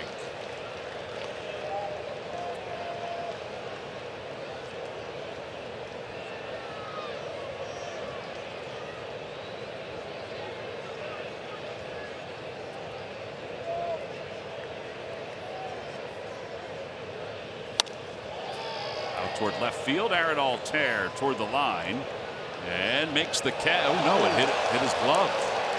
That ball sliced late on him. It looked like he had it lined up in fair territory.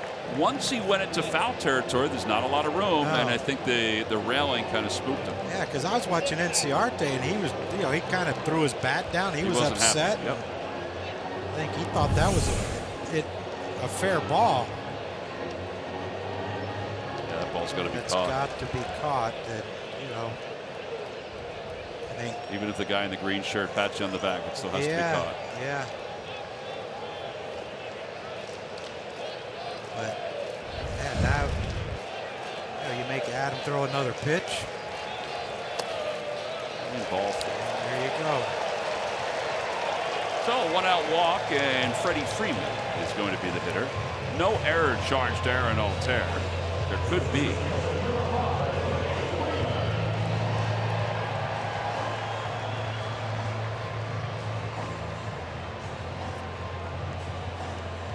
Freeman has scored twice.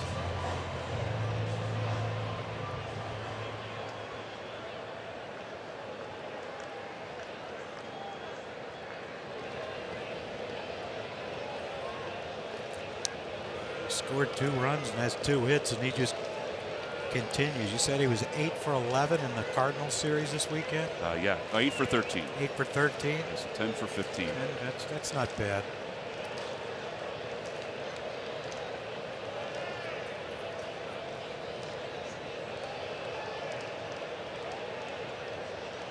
Breaking ball inside, 1-0. Oh, it's over there talking to Chip Carey and Joe Simpson and Tom Glavine, who are announcing tonight's game for the Braves.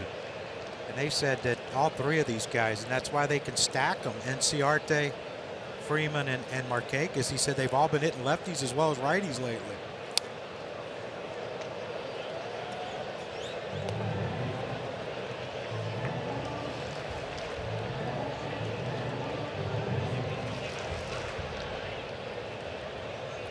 Freddie thought he got one he can handle and missed it.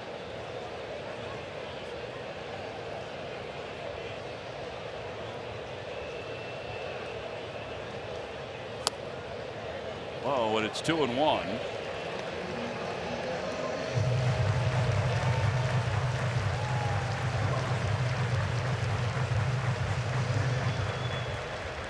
Victor Arano is warming up for the bullpen for the Phils.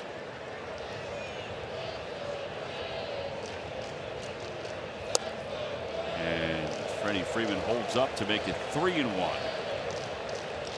Now what? You got a challenge with a fastball. I think you do, and that's on the inner half. Thing is, he's covering both halves of the plate, and I agree with you. I think if you're going to throw a fastball, you got to try to come in and jam him. Hope to get a grounder to the right side. If he doesn't elevate it, you got to get it in there. With a breaking ball, and he got him maybe for a strike. Maybe he can do that, Tom. Now, I don't know if you go back with that same pitch, or if you do try to freeze him with a fastball. Thing with Freddie, though, if you try to come in, he has great hands. You flip that thing to left field like he did that double, but that pitch was away. Runner goes, pitch is fouled. Markakis was late to go. So it was a run and hit, not a hit and run.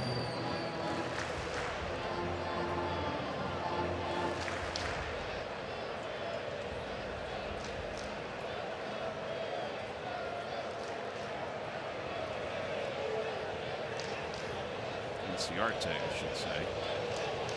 See the numbers against lefties. The Braves 271 as a team. Swing and a miss and a delayed steal, and they're going to get him. Alfaro didn't even stand to make that throw. It's a strikeout, throw out, double play. No runs, no hits, and nobody left. We'll head to the 6th inning, tied up at 3.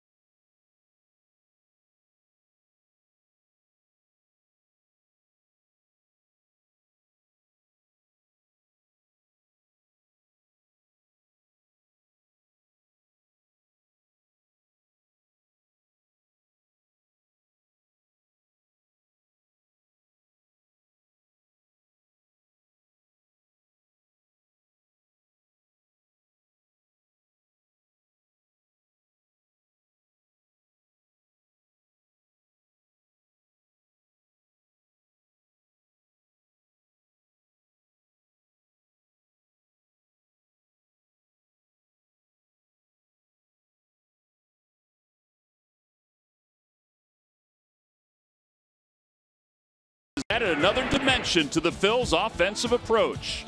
Roman has the speed that most dream about, and he has used it on the base path to steal bases and in the field to run down would-be hits.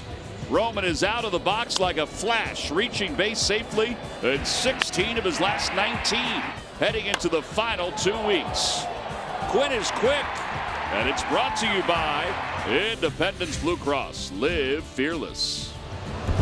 Well, the Phillies and the Braves tied up at 3. Roman Quinn so far tonight is 0 for 2. Time now for a Hyundai defensive play of the game. John, so last play. Yeah, when you watch Inciarte going, like watch him, he stutter stepped. He thought Adam was going to first, so he thought, all right, well, Freddie's going to put it in play anyway. So, I don't have to get a good jump, and Jorge threw from his knees and nailed easily Inciarte, and that's our Hyundai defensive play of the game. Brought to you by your local Hyundai dealers. That's 21 base runners that Alfaro's thrown out this year. Did I hear most. Jonathan Lucroy has 26? Jonathan Lucroy is the leader at 26. That was going into yesterday. And that's in the American League where no one runs. Correct. Maybe that's why they don't run. Double pulls it foul. 1 ball and 1 strike. Kevin Gausman begins the 6th inning. He's scattered 5 hits so far.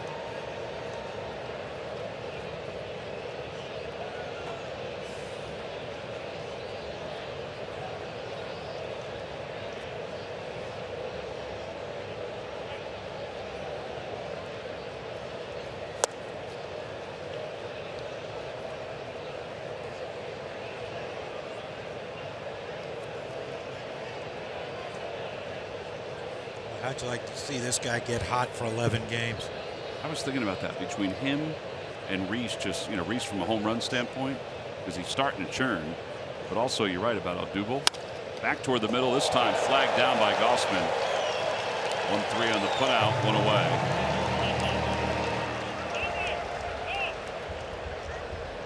And that will bring Jorge Alfaro to the plate. That looked like the ball he hit to drive in the run his last at bat. If that's hit to the other side, the non-glove side of Gausman, there's no way he gets that ball. Probably another base hit, but hit it to his glove side. And how those Louisiana State boys can field their position, Tom.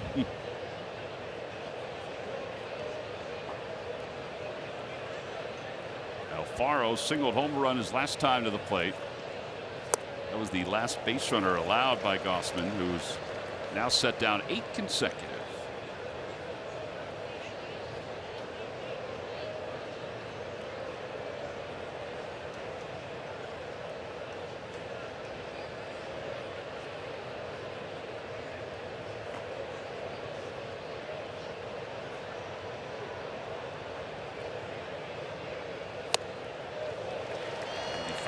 fastball.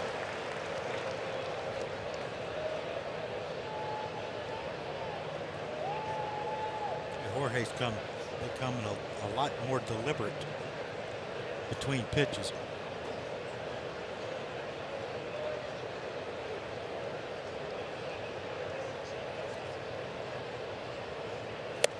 Swing and a miss. Back-to-back 95-mile-an-hour heaters. That's 2 outs, 6 strikeouts for Gausman. And it'll bring Aaron Altair to the plate, who was 0 for 2 with 2 strikeouts. Yeah, nothing fancy about this. I'm not going to try to trick you. I'm going to challenge you. Last 2 fastballs, like you said, Tom, 95. That one a little more up. Got the swing underneath it. Sam Freeman warming up for the Atlanta Braves.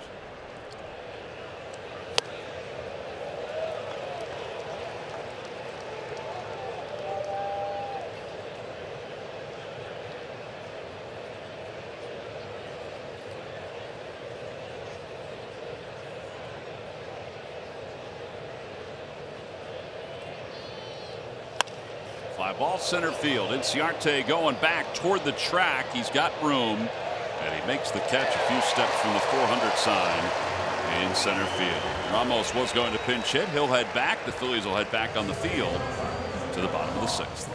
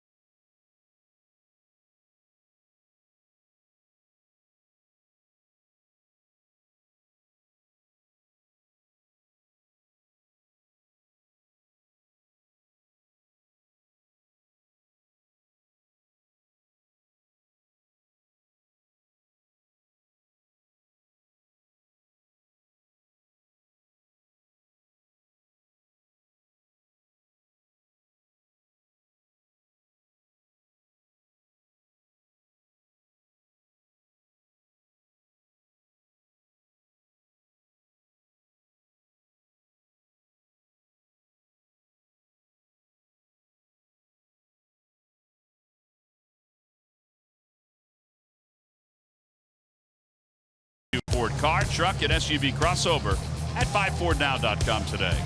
And by Geico, 15 minutes could save you 15% or more on car insurance. Fighting Faithful are here, trying to support their team. We have the group that we talked about that John and Scott and Kevin Jordan will meet with tomorrow. They're here. It's our second Phillies tour of the year. Adam Morgan will face Markakis. That probably will be it. And then they'll go to Victor Arano. At least that's who was warming up before. Here's our tour.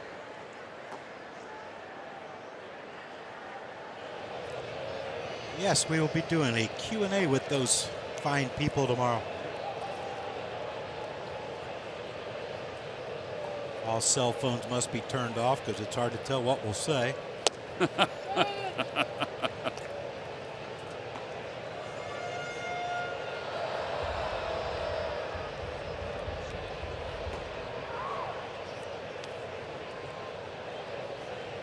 .067 off Adam Morgan is Nick Markakis. So it's a nice matchup then for the Phillies.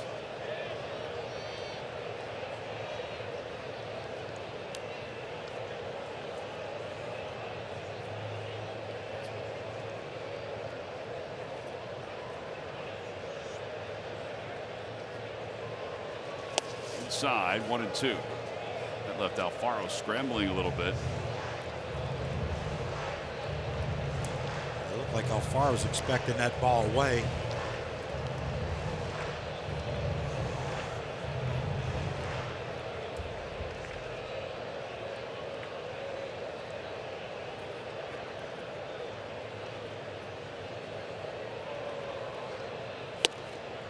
Next ball that runs high.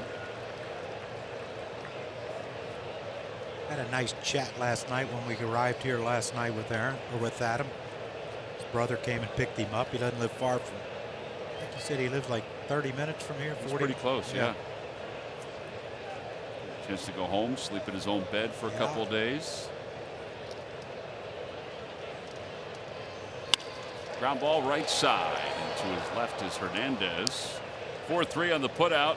Let's take a look and see if Gabe Kapler's coming out. Here he comes. So we'll go back to the bullpen.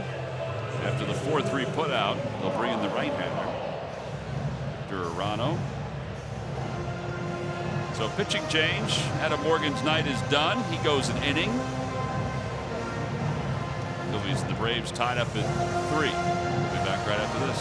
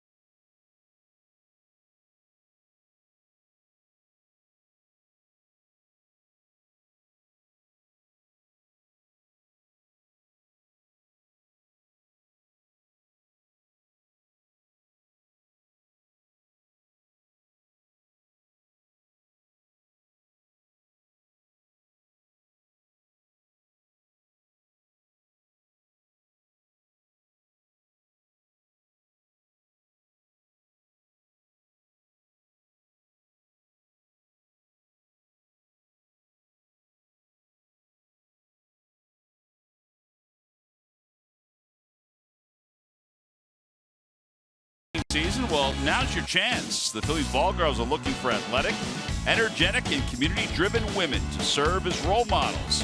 Applications are due by the end of the 18 calendar year. Tryouts will start early 2019. Go to Phillies.com/ballgirls for more information. Well, there's one out here in the 6th inning, and Victor Arano will take over. Gabe decided to head back out and bring the right-hander to face Camargo. Switch hitter. Camargo hitting .273 against lefties, .268 against righties. His slugging percentage, though, is lower against right-handers.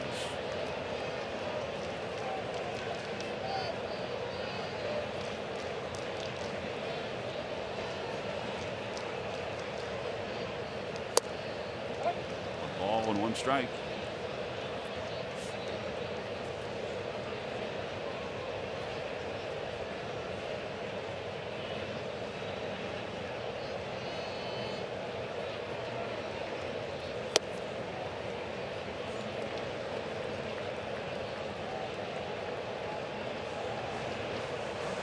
I guess the numbers point out that Camargo's a lot better righty than lefty.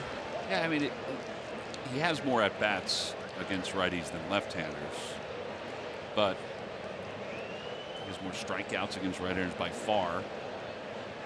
But he does have more home runs against right-handed pitching.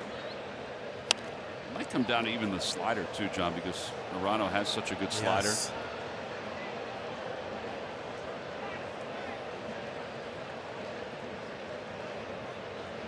What was it? Flaherty, right? Early in the season, killed us. Yeah, he had a great month of April, and against the Phillies, who he was with during spring training, he really exploded. Yeah, he had a 5-hit game, didn't he? First. He did. In April, in one of the games. Yep. And Ryan Flaherty was with the Phillies for spring training. Was let go. There was the thought that he was going to go to the Orioles, but he decided to come here. He's on the roster still. He decided to come here because he felt like it was more of a chance to play, and it was early on. Outside. Yeah, I saw him in the dugout earlier. I forget who he was talking to one of the hitters. 368 against the Phillies for Flaherty with a home run.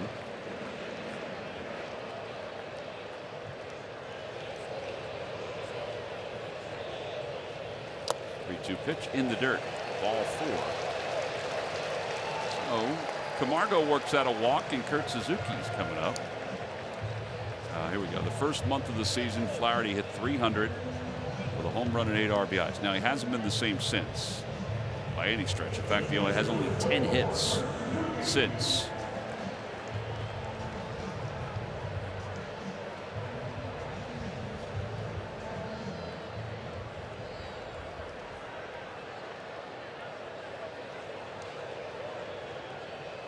Suzuki's grounded out to shortstop. He's been hit by a pitch.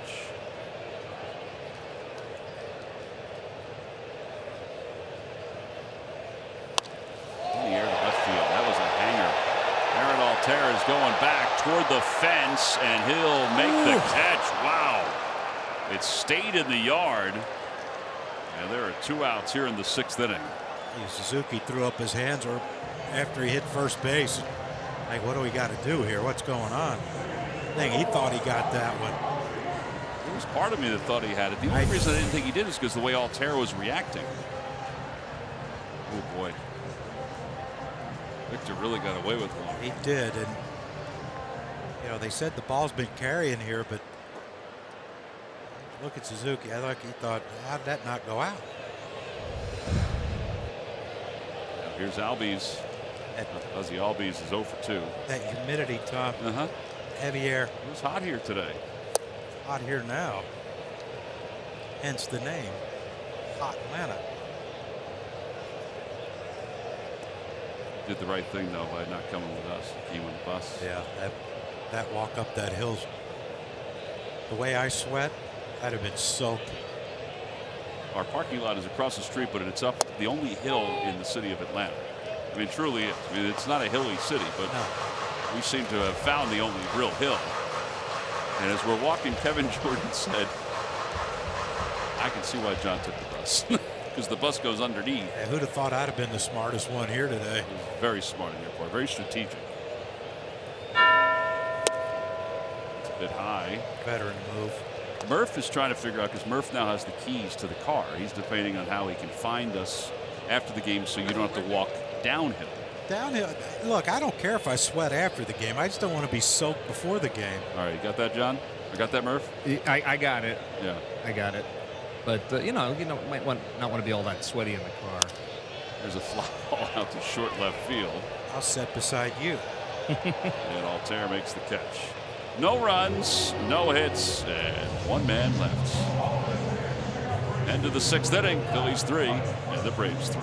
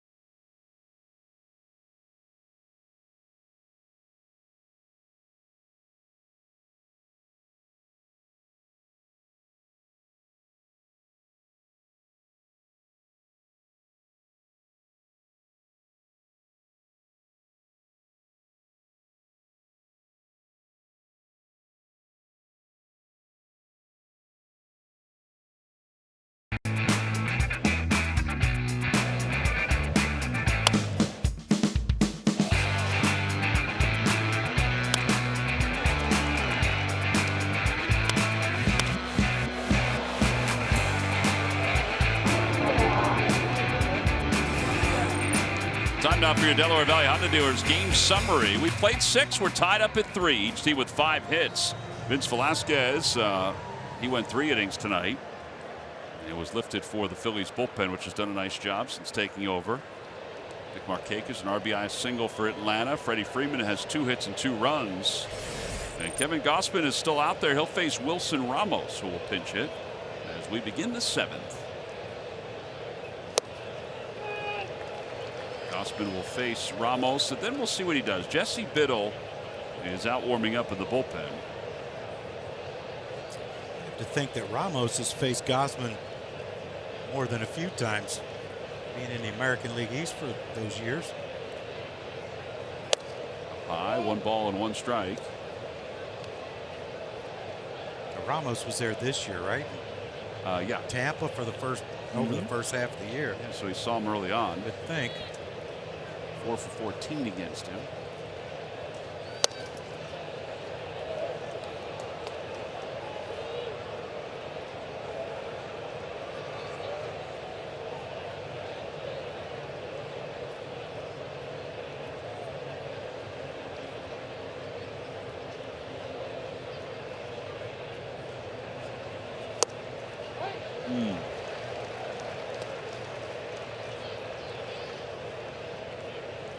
I think Wilson looked like he was selling out middle end right there, trying to put us ahead.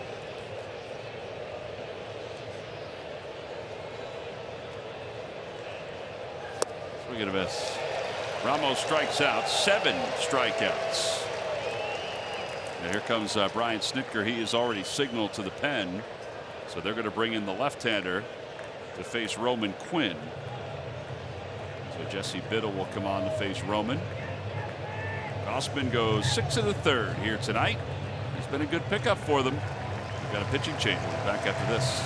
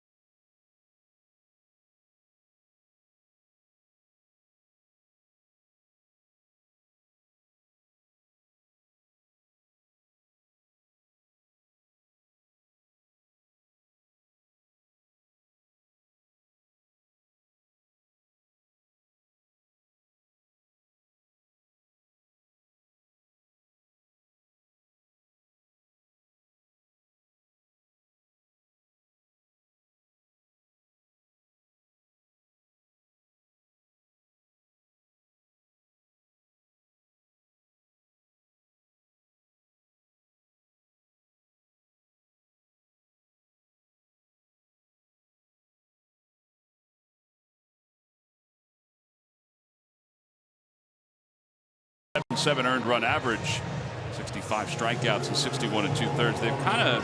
They found a nice niche for Jesse, and the thing about it is that his command has been really good. I had a nice conversation with Hector Neris today. So Hector said that Jesse was his first friend in the Phillies organization. He said Hector said, he goes, I didn't speak any English, and Jesse didn't know Spanish. He said, so Jesse would teach me English and I would help him with the Spanish. He said that he is so proud of Jesse and happy for Jesse that he has found success here with the Atlanta Braves. He said he was his first friend in the Phillies organization, and they got along so well. And there was a great moment today while the Braves were taking batting practice where the two got a chance to chat and embrace. He said, I'm happy for Jesse.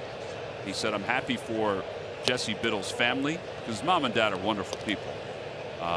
But he said that, he got to know the whole family when Jesse was going through the Phillies system as the #1 pick.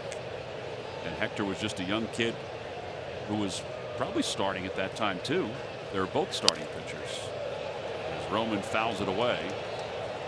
But Hector's eyes lit up when he was talking about Jesse, and just the fact that, and Hector said this, he said sometimes you have to go somewhere else to get an opportunity. Absolutely. And he said that Jesse's gotten the opportunity somewhere else. You got to have a lot of respect for Jesse Biddle that he took the time with a Latin-born player who didn't speak the language. You know, I felt like I was blessed when I went to winter ball that we had a couple of the Mexican-born players who spoke English, and they helped me tremendously. And I told myself, if I ever get that situation, I'm going to help all I can. And you know, that's how Ozzie Gann and I became such great friends. Is, you know, Ozzie was 16, 17 years old, and he needed the help. Shot would have stayed fair. That'd have been fun. You know, you knew there was something special about Ozzie. You knew he was going to be a big league player, one of the smartest players I've ever played with. And you know, you try to help as many of those young Latin players as you can, because a lot of times that's the reason they don't succeed in baseball, because they get homesick, they don't speak the language, they get upset. They feel isolated to a certain extent. Yeah, absolutely. 3 unassisted. Roman Quinn is retired. And 2 outs. But Jesse's gone through a lot. I mean, the Phillies obviously had high expectations for him. And he went to the Pirates and then eventually landed here with Atlanta. And it was when we heard here earlier this year when he came up for the first time. I don't even know if he expected to stay the whole year, but he's been an effective and valuable piece out of that Braves bullpen. Cesar is 0 for 2 with a walk and a run scored. And he taps that one foul with a bunt attempt. I got Suzuki in it somewhere where it hurt. Not going to venture to guess where, but I have an idea.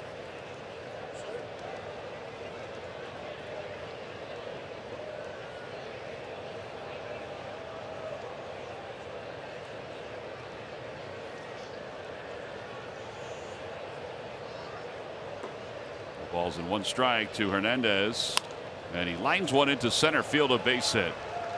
So Cesar's aboard. He got a breaking ball that was hung up there. So the Phils have a 2-out base runner here in the 7th inning for Rhys Hoskins.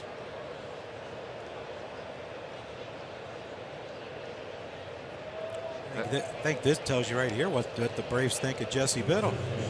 That he's staying in against Hoskins. Staying in against Rhys. The end of 12 in a row retired by Braves pitching.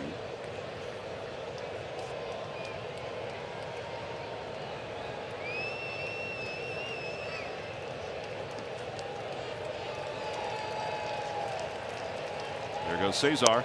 Pitches a strike. Throw to second base is in time. He's off the bag, according to the second base umpire, Pat Hoberg.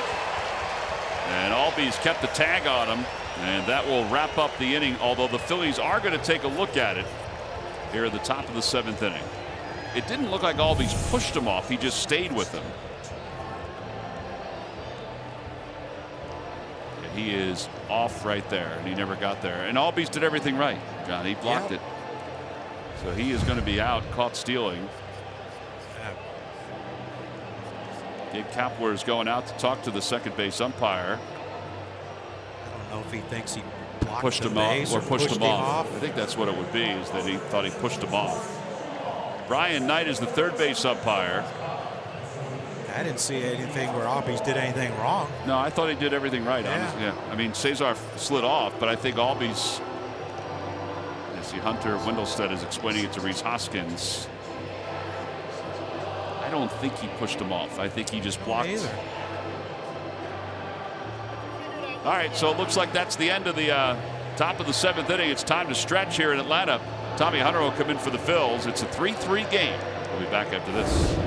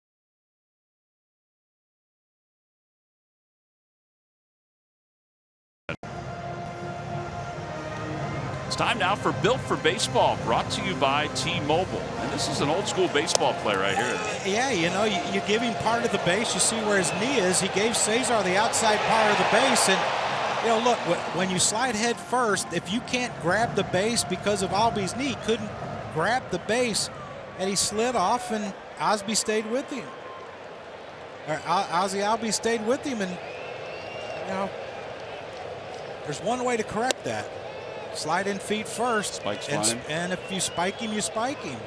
But he'll learn to get out of the way if you think he's blocking the base, which we don't think he was. But if you think he was, and that was the reason why you couldn't stay on the base, then slide feet first. Well, Tommy Hunter will take over here in the bottom of the 7th inning in a 3-3 game. And it's 1 ball and 1 strike to Dansby Swanson. Tommy at 3.54 earned run average. Former Met great and Tampa Bay Ray great Lucas Duda is in the on-deck circle. Yeah, fortunately, we're not at Citizens Bank Park, where he seems like he mashes the baseball. That was a little high, 3-1.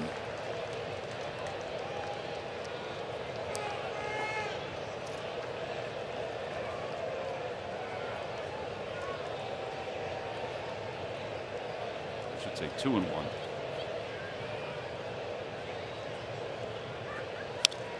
2-2. Sciano warming up in the bullpen for the Braves.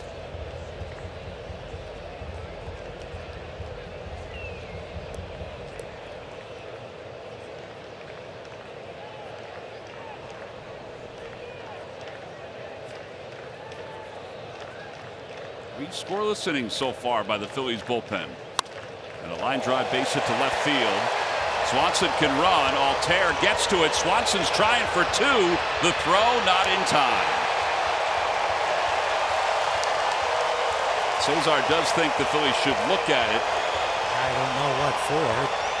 It didn't look like it was even close. But you said it. As soon as he left the box, he was thinking 2 the entire time.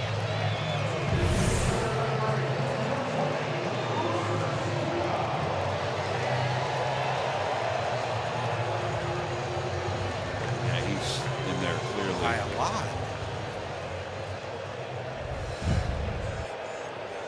Well, talk about winning baseball. That man right there just played it. That was very impressive.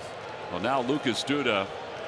Duda has 22 career home runs against the Phillies, by far the most against any team. Braves picked him up from the Kansas City Royals. Now 32 years old.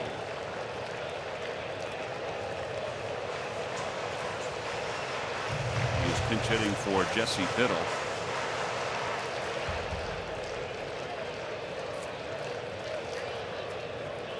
And you know, Lucas Duda's,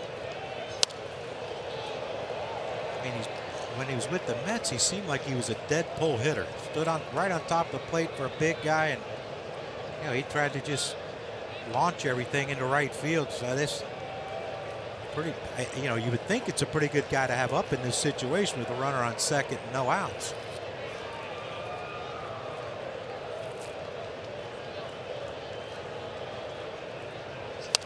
Fouls it back, and it's 1-2.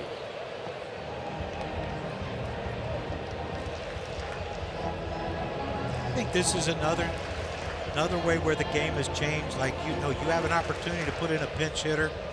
You got a runner on second, no outs. You know, Lucas Duda, we know he can strike out. You know, you think maybe put a different type of hitter in that you know has a chance to move the runner. Yeah, they had Culberson in the on-deck circle. I thought maybe they would keep him up there. Or just someone who can, like, is a really, really good bunter. 2 balls, 2 strikes.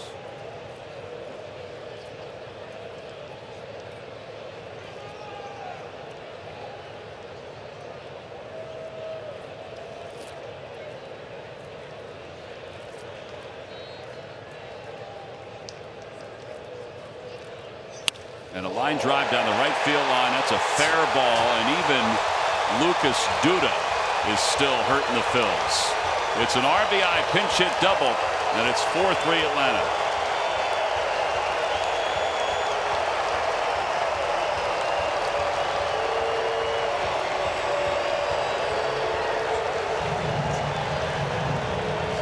And Duda's going to be pinch run for.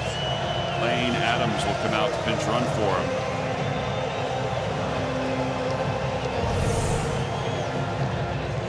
Yeah, Tommy wanted that pitch in more, down and in more. And he got that ball up, and Duda just short strided him right there. He just used his hands and flips that ball over Reese's head for a double. You know, it's a great piece of hit by Duda, but I tell you, that run right there belongs to Dansby Swanson, yeah, without question.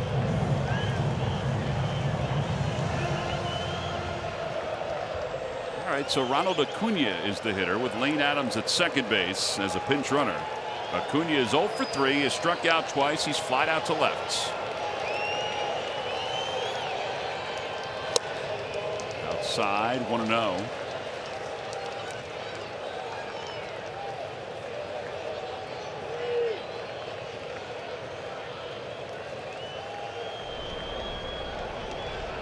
Warming up, the lefties are coming up.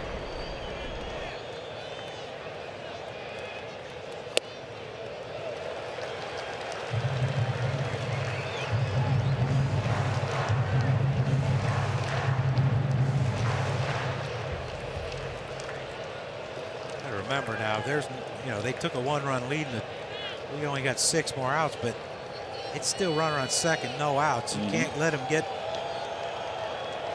I think you got to keep him right here to have a chance. Foul out of play. It's 2-1. Not that if they score another run, it's the game is over, but you know, it makes it more difficult. The only thing that the Phillies can go on right now is they know that their bullpen has struggled lately. The Braves bullpen have struggled.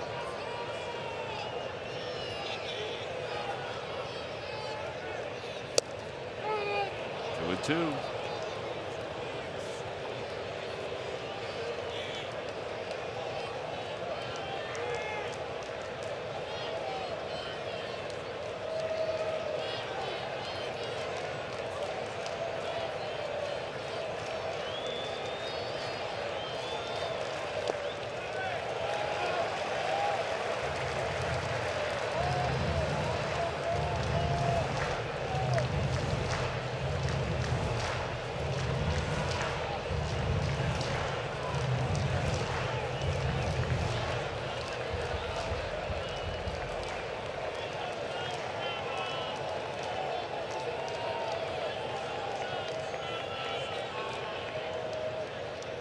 Swing and a miss. He blew it right by him. 98 on that fastball from Tommy Hunter.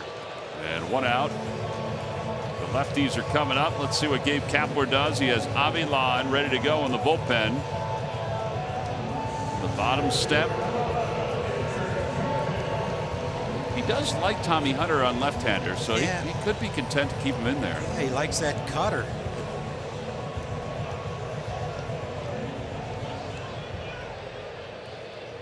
Likes that cutter against lefties.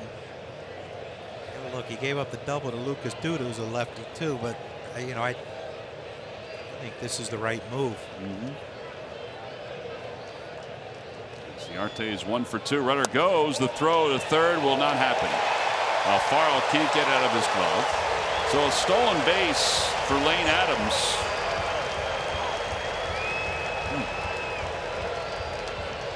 Well, the aggressive Braves in this inning. Swanson first, and now Adams. Yeah, well, Tommy gave that one look and head turn, and Lane Adams just, you know, there's a count you can go on. When he looks back at you and starts to turn his head, you can count until he throws the ball. Tommy's pretty consistent with that as far as, you know, when he turns his head and when he goes to home, and Lane Adams just counted him right.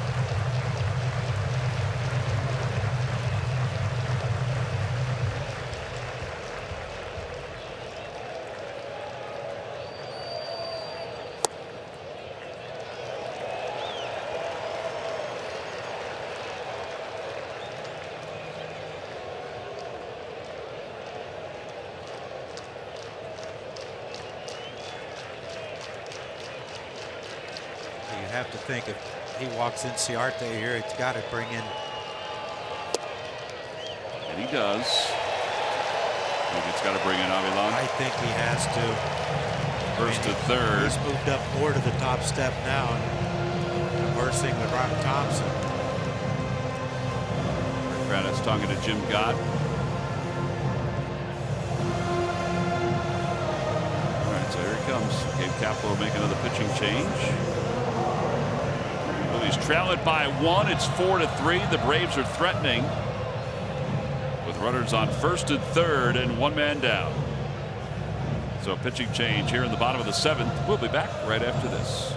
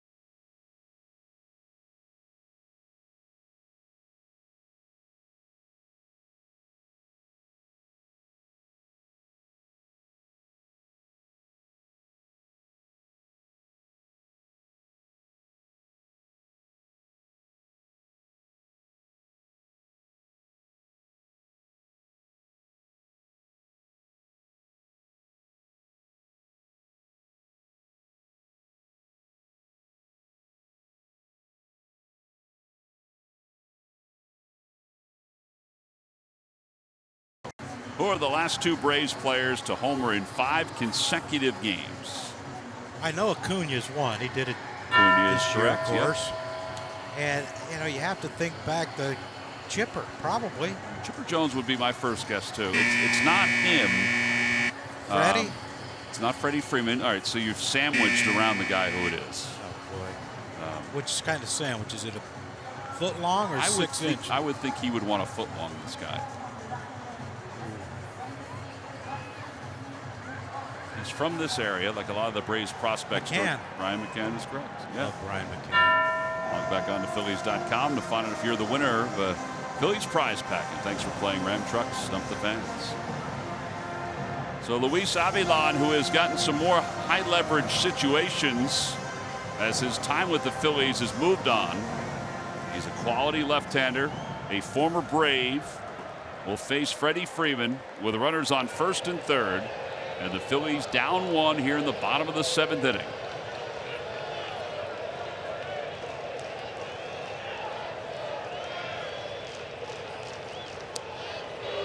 We'll throw over to first. Inciarte, who was caught stealing the 5th inning, is back.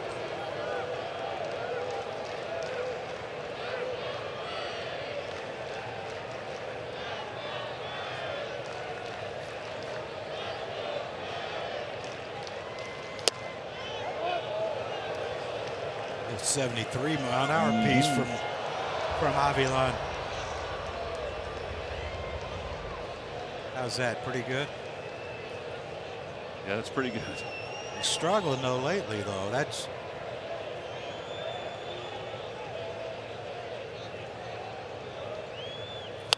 pulls that one foul. hey, it's out EY. 0-2. It's a good thing he's short. I was going to say, fortunately, AY is diminutive. And he's probably still quick.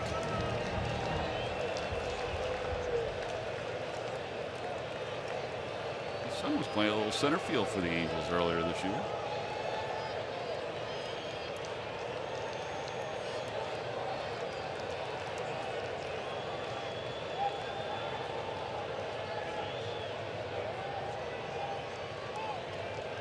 Swing and a miss. He got it with a changeup. That is a big second out. Yes, indeed. That's huge right there. Now takes a 2-out hit to beat to score another run. Again, it's not easy with Markakis coming up. Nice changeup. Act like the old Tug McGraw screwball a little bit. Had a lot of movement on it. Yes, it did. Is this the new thing now? This kind of, I don't know how to say it, pigeon-toed delivery, like setup? Avilan does it. I've noticed Luis. Look at Avilan's feet. Mm-hmm. Like Luis does it. I don't know if That looks like it hurts, to be honest with you. I don't. I think it's just like anything else, like stances. It's just up to the pitcher. It's not how you start, it's how you finish, Tom.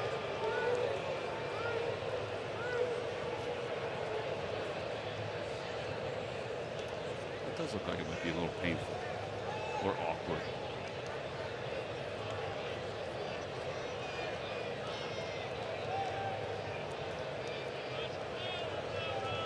I can't do it.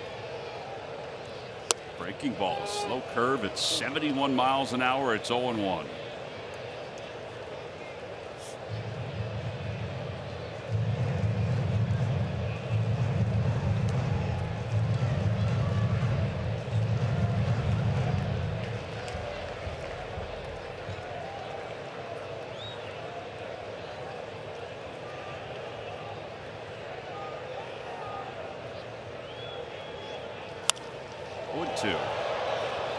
Same thing that happened with Freddie Freeman. Does he throw the changeup here to Markakis to try to strike him out? Good. Markakis is a smart hitter. Do you go with the curveball? I don't know. I always thought with 2 strikes, because you're protecting the entire set, trying to protect the 17 inches. I think that would be a pitch that you could hit. Change up. Here's the 0-2 pitch coming to Markakis with runners on first and third. First to throw over.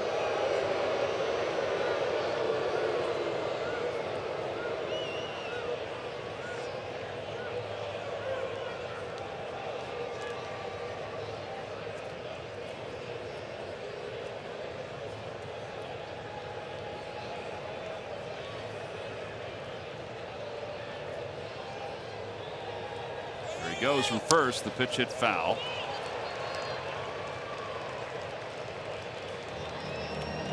I think just watching NCarte run right there, I think the Phillies are conceding the base to him. Yeah, nobody broke toward the bag. No, you don't want to vacate. With 2 outs, you just don't want to vacate a spot. And Markakis hits a grounder and rolls one through the infield because you vacated your spot to cover second. I think that's one of the things that's done now that I really agree with.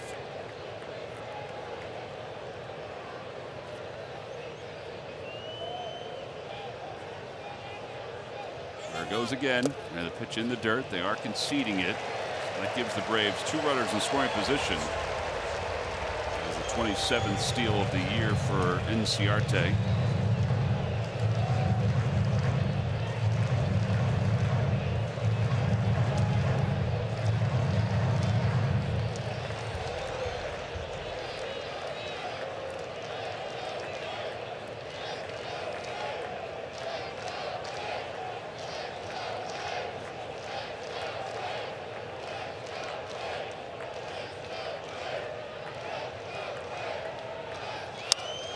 Fly ball right field. Odubel over toward the corner, and he's under it, and he makes the catch.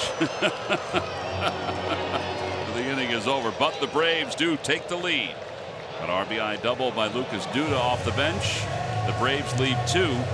We will head to the 8th inning. Phillies down 1.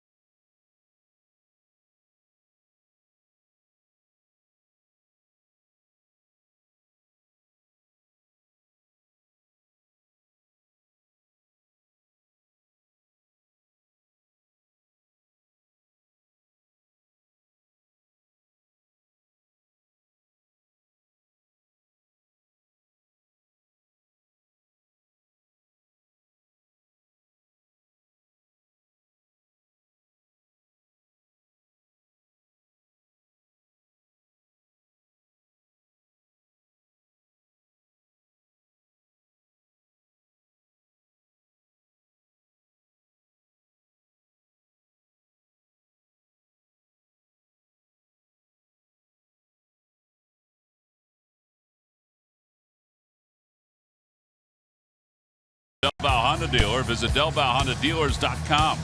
And by Jefferson Health. Call 800-JEF now or visit jeffersonhealth.org. Phillies trail at 4-3. We go to the top of the 8th inning.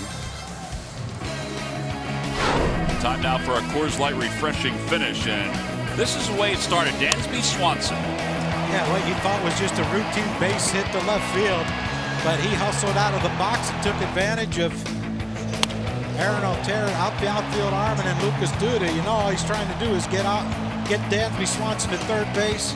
He got the bonus playing with the double down the right field line to score Swanson and give the Braves that 4-3 lead. You know, I have to tell you, John, this has been the kind of game as Vizcaino takes over that we've seen far too much of this year. Even watching that play again and watching Aaron go after that ball, you know, and I don't know if he didn't expect that Swanson was going to try to go to second or not, but he just didn't go after it with the aggressiveness that, let's say, the Braves have gone after some of these runs tonight with their aggressiveness. Yeah, does that make sense? Yes, it does. And I you know, again, when you hit a ball that hard, and he hit that ball hard, Swanson did, I think sometimes you take it for granted that he's going to stop it first because.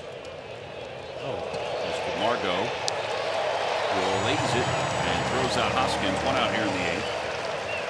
And I think players take it for granted that, you know, he hit it hard, it's a single. There's that play again. I mean, you watch Aaron, I mean, he's not busting it to get to that ball. He's just got in front of it, and I guess people were yelling, he's going, he's going, he's going. And by then, Swanson was too quick. And you can see that you're right that they probably were yelling, he's going, and he kind of rushed the throw. Yeah, I mean, I'm sure the guys in the bullpen were screaming at him.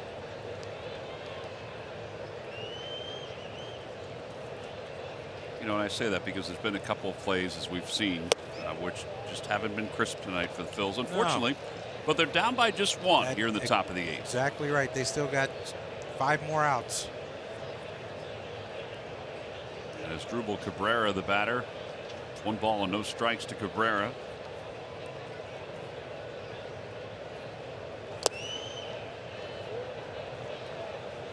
And, you know, we said it earlier, the Braves bullpen hasn't been very good lately.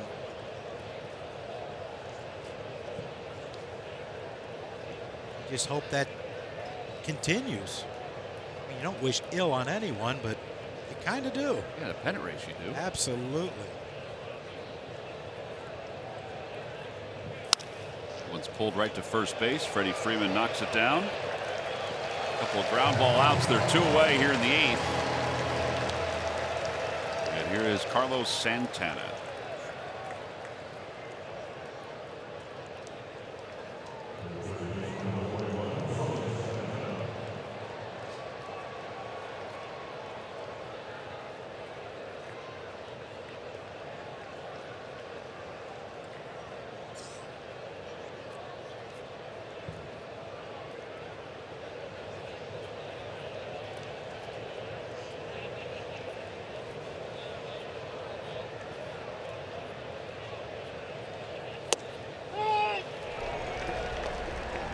And Garcia, the 2 loosening up. I think the Luis is coming in if the game is still, if we're still down 1, and I think Sir Anthony's coming in if it's tied or we're ahead. Let's hope Sir Anthony comes in. Nothing against Luis, but we need to tie this baby. 0-2.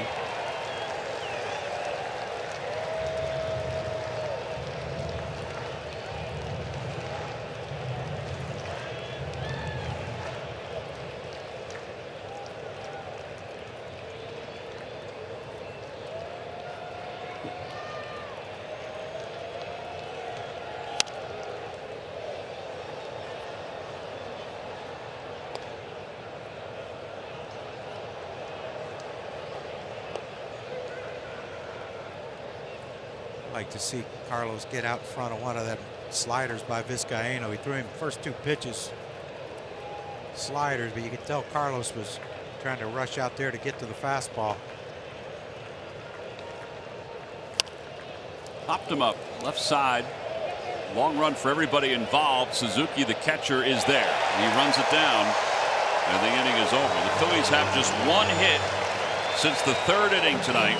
1 base runner since the 3rd inning tonight. We'll go to the bottom of the 8th. Phillies trail the Braves 4-3.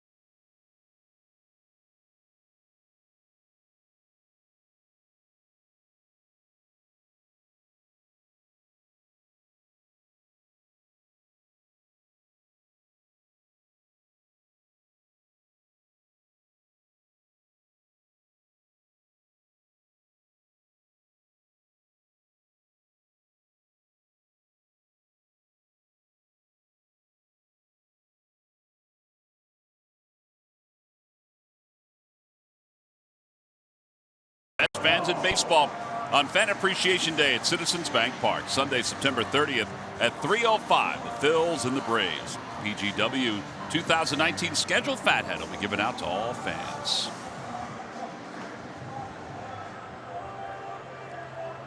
This will be the 56th game for Luis Garcia.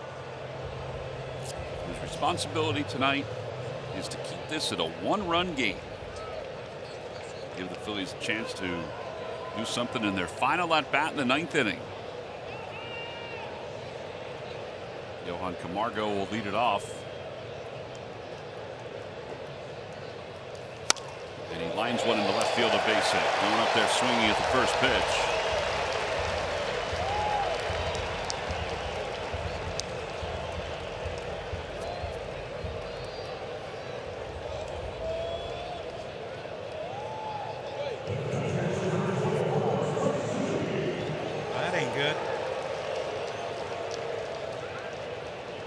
But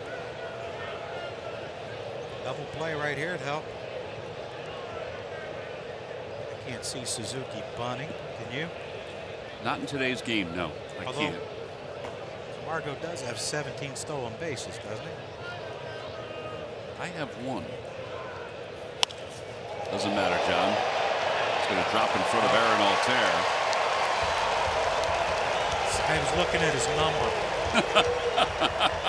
He's number 17 with 1 stolen base. Right. And I am sober. And you thought he was number 1 with 17 stolen bases. Yeah. Well, here is Albies. Now I think he could be bunting. I'm not guessing anymore with this stuff. In fact, I would think that's the right play here. I don't know. I'm going to go down there and talk to Ron Washington tomorrow and ask him what their signs are so I can tell you if he's going to bunt or not. He'll tell me.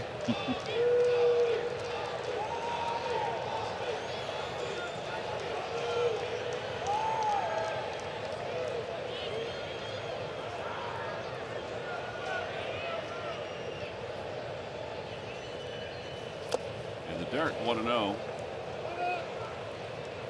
How about that? Wait till the last minute so you can start charging. He had the big leg kick.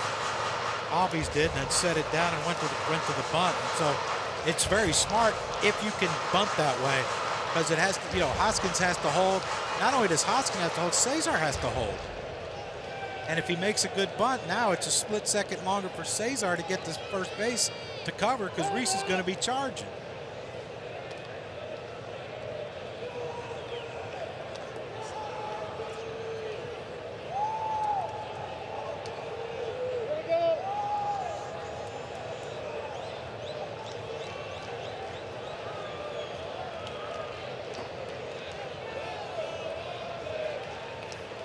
He bunts it foul. He started leaving the box before he actually made contact. Boy, it is a lost art, isn't it? It is a lost art. Preston Tucker talking to Brian Snitker. He might come up to pinch hit at some point.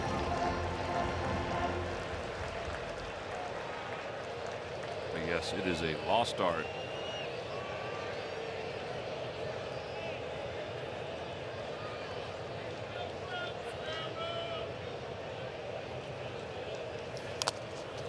Bunted foul, 1-2.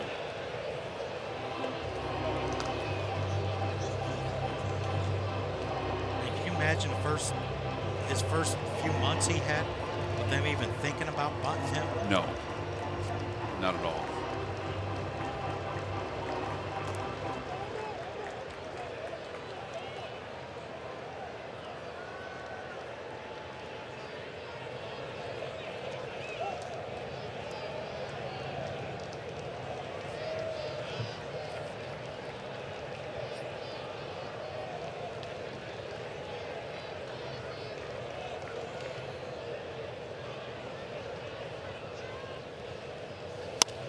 Little looper down the left field line.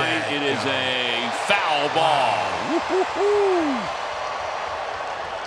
Brian Knight called it foul. Thankfully, Ron Washington told Brian Snitker to take a look at it.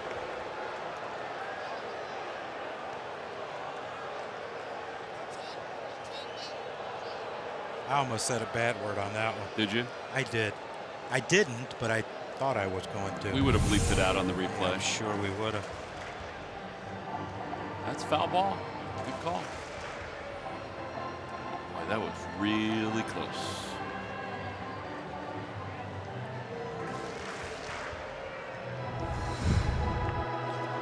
Yeah, that was too close for comfort there. But if they did call it, overrule it, like where would they have put the runners? Because Suzuki stopped at second. They probably would have put him at second if he stopped. I would say second and third. Albies was rounding first, going to second. Yeah, so I would say they put him at second and third.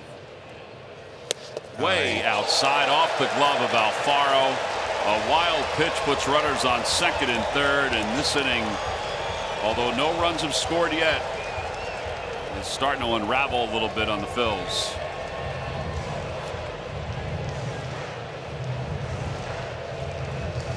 You know, as hard as Luis throws, you throw one. I mean, Alfaro looks like he's setting in. Look where Alfaro's setting. He's setting in, and I guess it was a split that just slipped out of his hand. Had to have.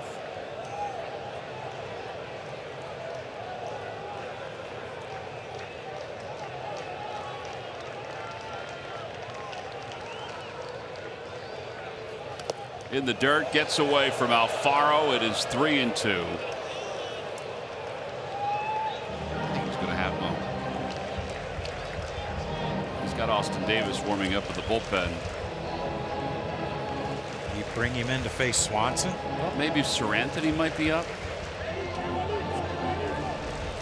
There's Austin.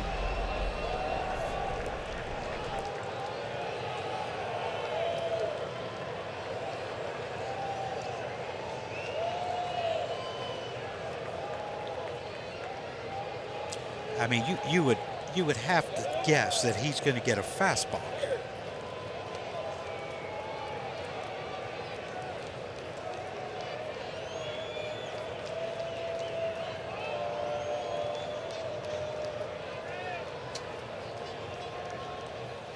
In the dirt again, ball 4. That'll load the bases up.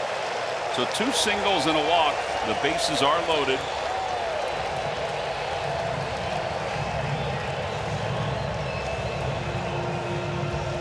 Dansby Swanson will be the hitter. Rick Kranitz is going to head out.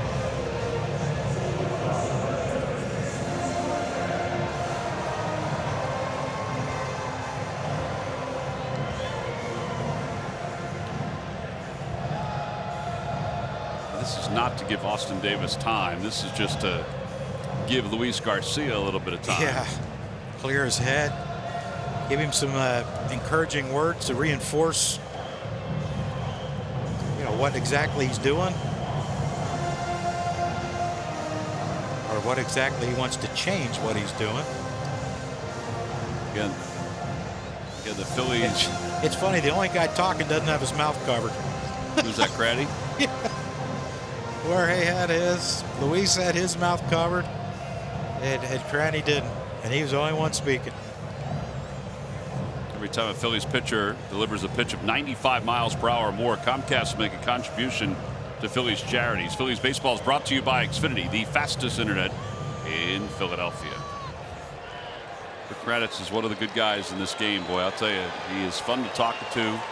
He's got a lot of pitchers that he's dealing with, and he and his staff, Jim Gott in the bullpen, Chris Young, they've done a nice job with these guys. But now their guy is in a tough spot with the bases loaded in the bottom of the 8th inning. A 1-run game.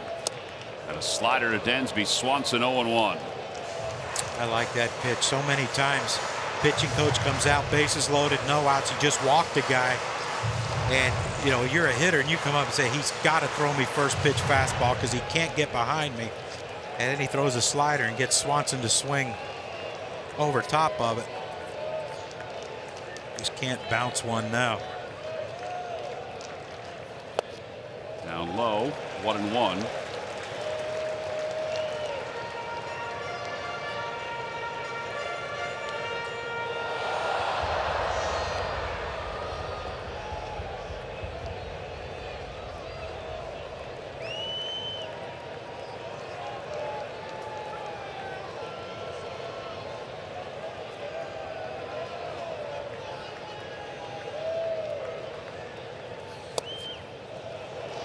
Two and one.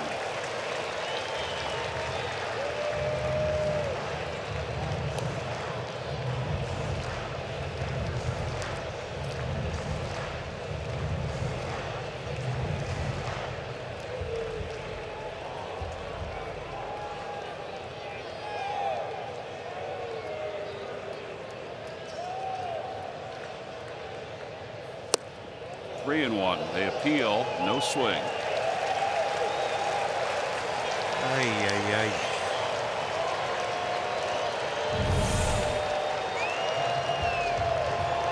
Did not go. He did not go. Good call.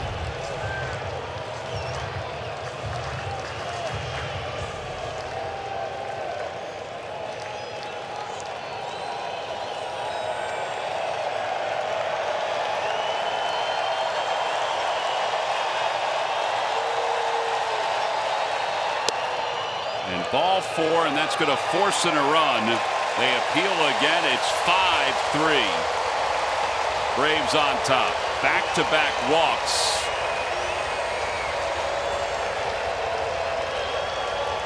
Unfortunately, the moment's just gotten too big for Luis. His command is just not there. Yeah, I'm sure Austin Davis is coming in to face Tucker as soon as he's announced.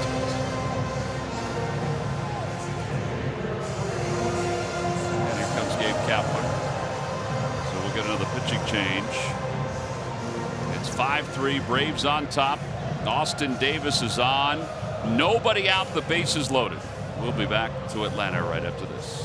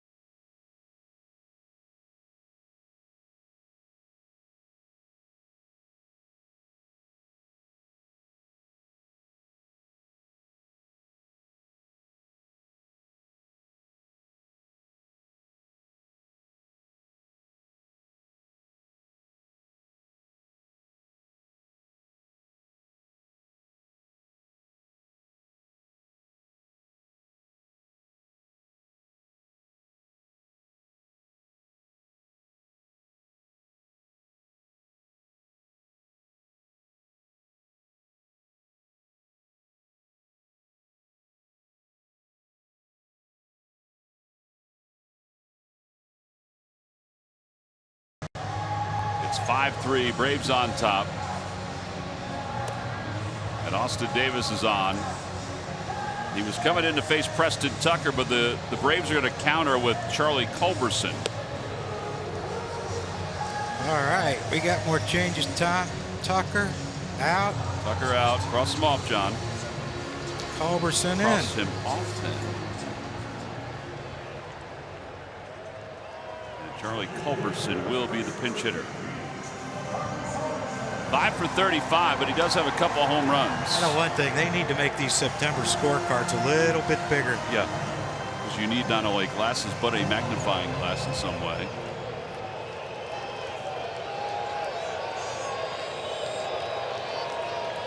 Culberson overall has 12 home runs, 42 runs batted in. The infield is in for the Phils. And a bouncer slowly foul.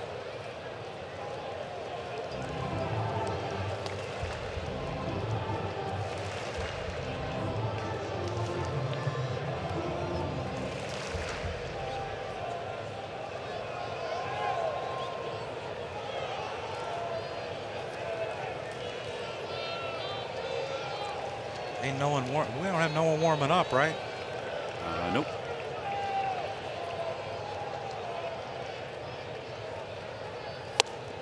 Overpowered him. 0-2.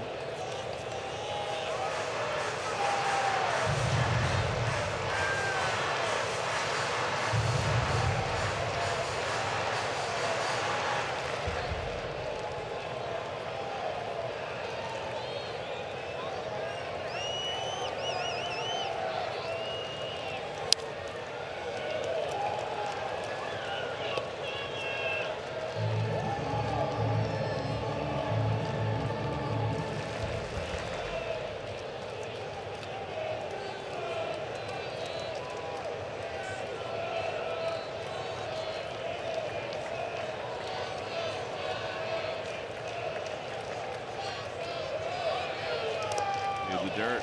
It's 1-2.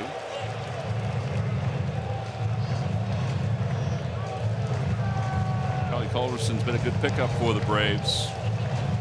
He's basically been a bench player all year because of all the young players that they've put into their starting lineup.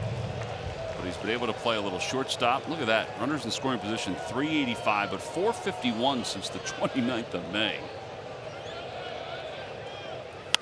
Fly ball right field. It's deep enough to score one. Odubel is there. He'll get behind it. His throw goes towards second to keep the double play in order. And 2 runs have scored here in the inning. It's a sac fly for Culberson.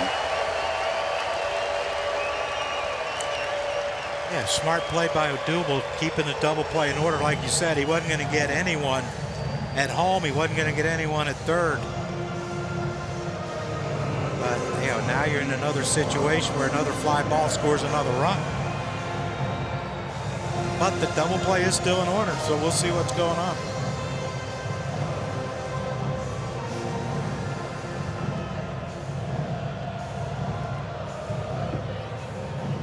So Acuna, with 1 man down, is 0 for 4. He has struck out 3 times. He's 0 for his last 10.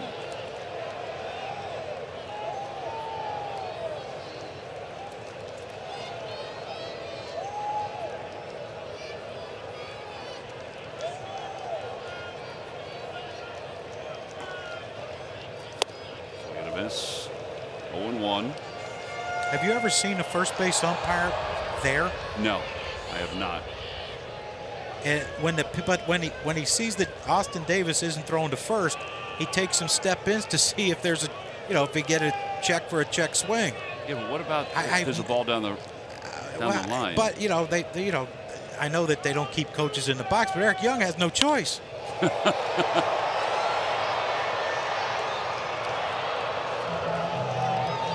But seriously, what if there's a ball that he has to look at down the line? I have no idea.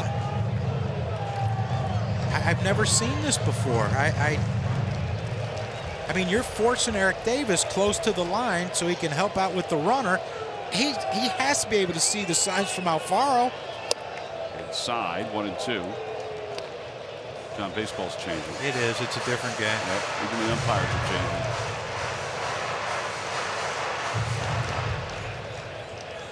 I see something new every day, Tom. It's almost as if they're changing their roles. I just want to see what Jerry Davis. I'd like to see Jerry tomorrow and ask him why. Just to get an explanation.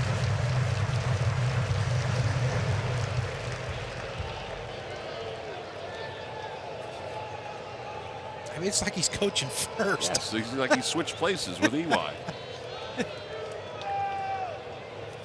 Inside, 3-2. Inciarte is on deck.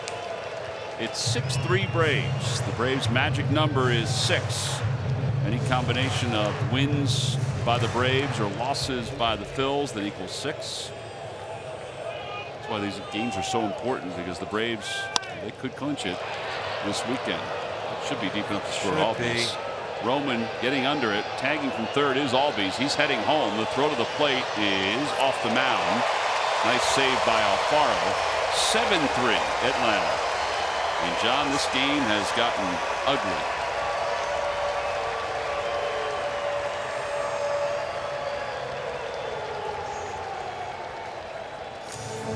Yeah, there's no defense for walks. I don't care who you have out there.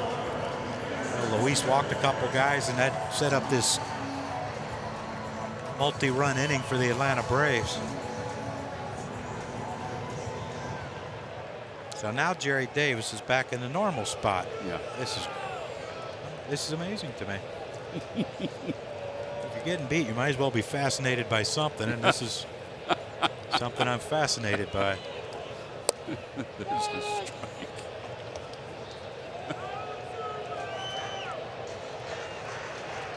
I don't know if he. Maybe he realized he was. You know, I guess a ball in the gap, he has to rotate the home, and maybe he doesn't think his first step's as good as it used to be. I don't know. Like, there's a ball hitting the gap, he has to cover home, right? Yeah, I would think like so. a ball down the left field line, the third base umpire has to go out. Home plate umpire has to go to third base, and then the first base umpire rotates in to home plate. Maybe that's why he's trying to get a good jump start. Maybe he didn't have confidence in Austin Davis not giving up a double down the line. I don't know, Tom. I can keep talking about it, but it ain't going to change. 1 ball, 1 strike. They've got him picked. Swanson's hustling up to second base, and he is safe. It'll be a stolen base. This is his 10th of the year. I don't know if there's anything Reese could have done on that.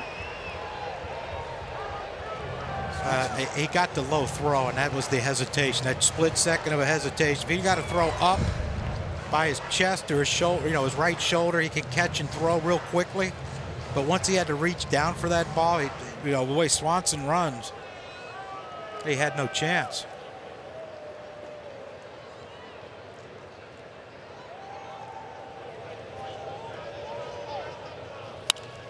That one's hit towards second, off the glove of Cesar Hernandez. Another run will score.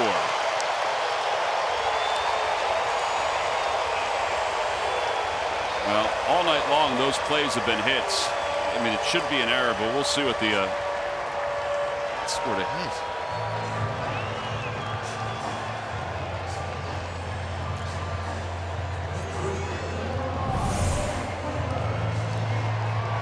Well, you know, the ball is hit hard, but I think, you know, I don't know. If you ask Cesar, I'm sure we will talk to Cesar after the game or see him tomorrow, and I'm sure he will tell you he should have had that ball. Now it's 4-run inning. It's 8-3. Yeah, it ain't looking good, Tom.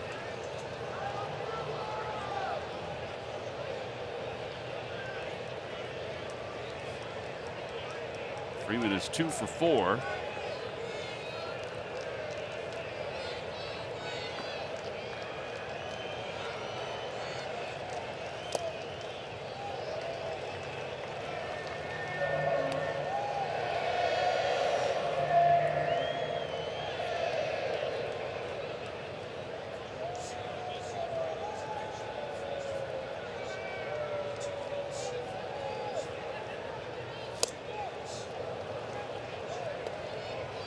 Pivetta will get the baseball tomorrow. Well, he sheared the hair, didn't he? Yes, he did. And Julio Teheran will get the ball for the Atlanta Braves. And the 1-2 pitch. And that one goes right on by Alfaro. It'll be fielded by Davis.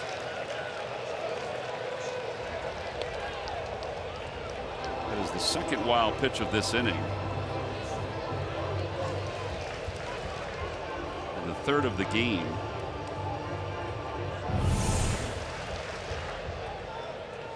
That's one thing I'll tell you about some of our wild pitches. They get good ricochets. Yes, they do. If that ball gets past Davis, that could be a double for Freeman. Exit velocity off the backstop's pretty good. Pretty good too.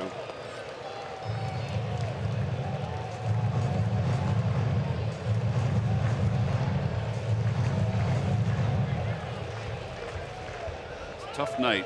3-3 game until the 7th, and now 5 unanswered runs for the Braves. Yeah, that's a foul ball.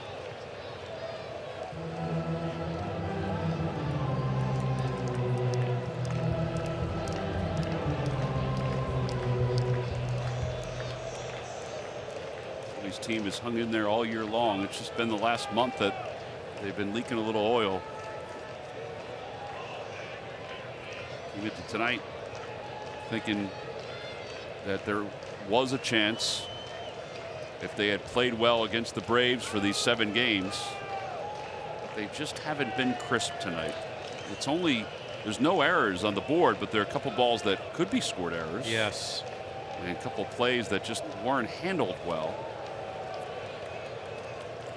Well, you know, I think you're getting to the point now where you have to think we have to run the table. No if this game ends like it is right now. No question. Brian Snitker has to bounce out of the way of that one. See, now if I ever manage, I'd sit down like where Mattingly was. You know, he sits down behind the netting. Mm-hmm. Where Charlie used to sit. Yeah, you know, the reflexes are gone. That's why you're not playing. Oh, well, that and a lot of other things, but.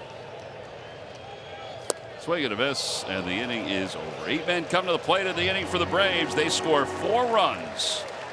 And Brian Snitker's team has now got a 5-run lead. As we go to the 9th inning, the magic number to clinch the division is 6. We'll be back right after this.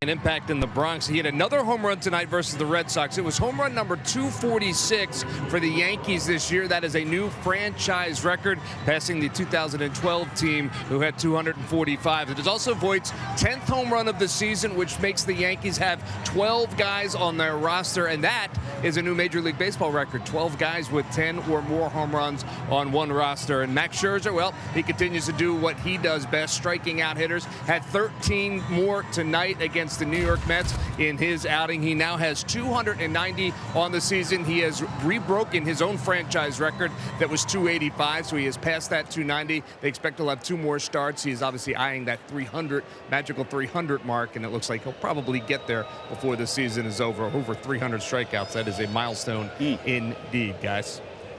Well, here's Odubel Herrera, and he will face Chad Sabatka to start the top of the 9th inning. Sabatka 2.61 earned run average. Phillies trail at 8-3.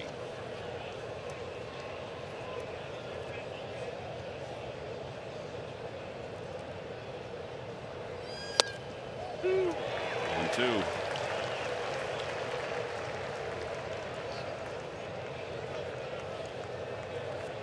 Yeah, you never know.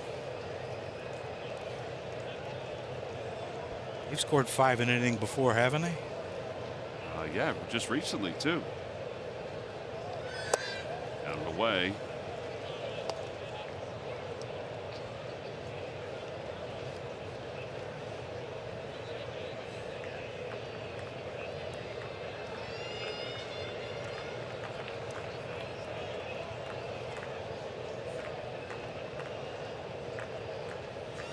Swing and a miss. 1 out here in the 9th inning.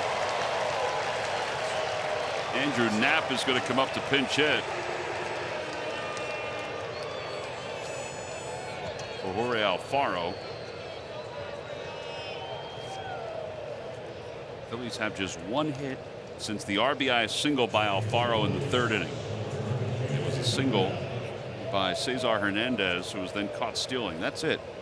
Kevin Gausman, 6 1/3, 5 hits and 3 runs, 2 walks, 7 strikeouts.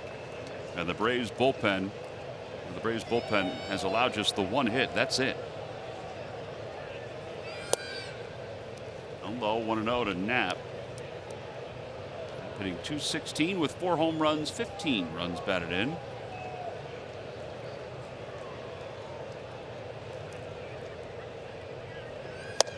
Good fastball, 98 miles an hour on the outside edge. Yeah, pretty good arm right here by this young man.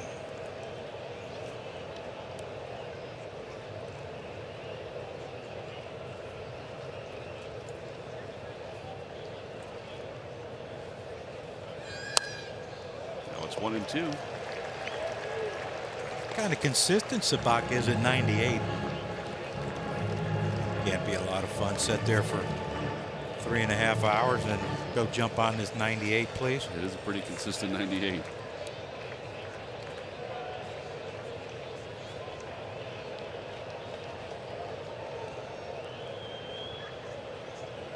Swing and a miss. Back-to-back strikeouts and 2 outs. Coming up after the ballgame, Michael Barkad, Ricky Bottalico, and Corey Seidman are standing by for Cure Auto Insurance presents Phillies Post-Game Live. Guys, we'll talk about the bullpen and the runs that they allowed, the 5 runs in 2 innings of work. I'm sure Aaron Altera will come up on that Dansby Swanson double. So 2 away.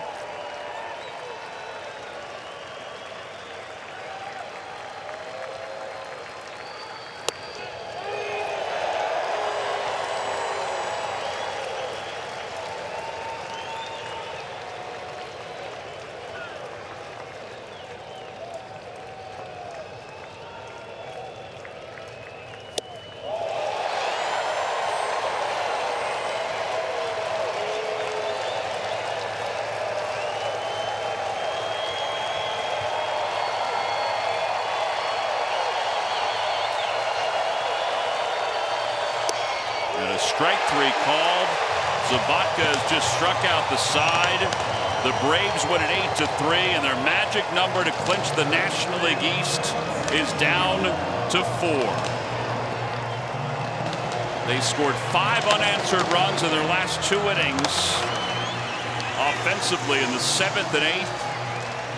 They capitalized on a couple of physical mistakes by the Phillies. Dansby Swanson, well, he got the fire going with his double to start the 7th inning. He hustled it into a double and then came around to score on a double by Lucas Duda. He's our Chevrolet player of the game. Our WB Mason deliveries of the game. We'll go back to the 1st inning with Dansby Swanson. Yeah, base hit right here, and see Aaron right there. I guess he just assumed it was a single, so I'm just going to leave it at that. And Dansby Swanson hustled in for a hustle double, and then Lucas Duda off Tommy Hunter, sharp double down the right field line to put the go-ahead, give him the go-ahead run at Dansby Swanson, and then they added on. That, of course, was the 7th inning that the Braves took the lead for good. We'll wrap it up right after this. Stay with us.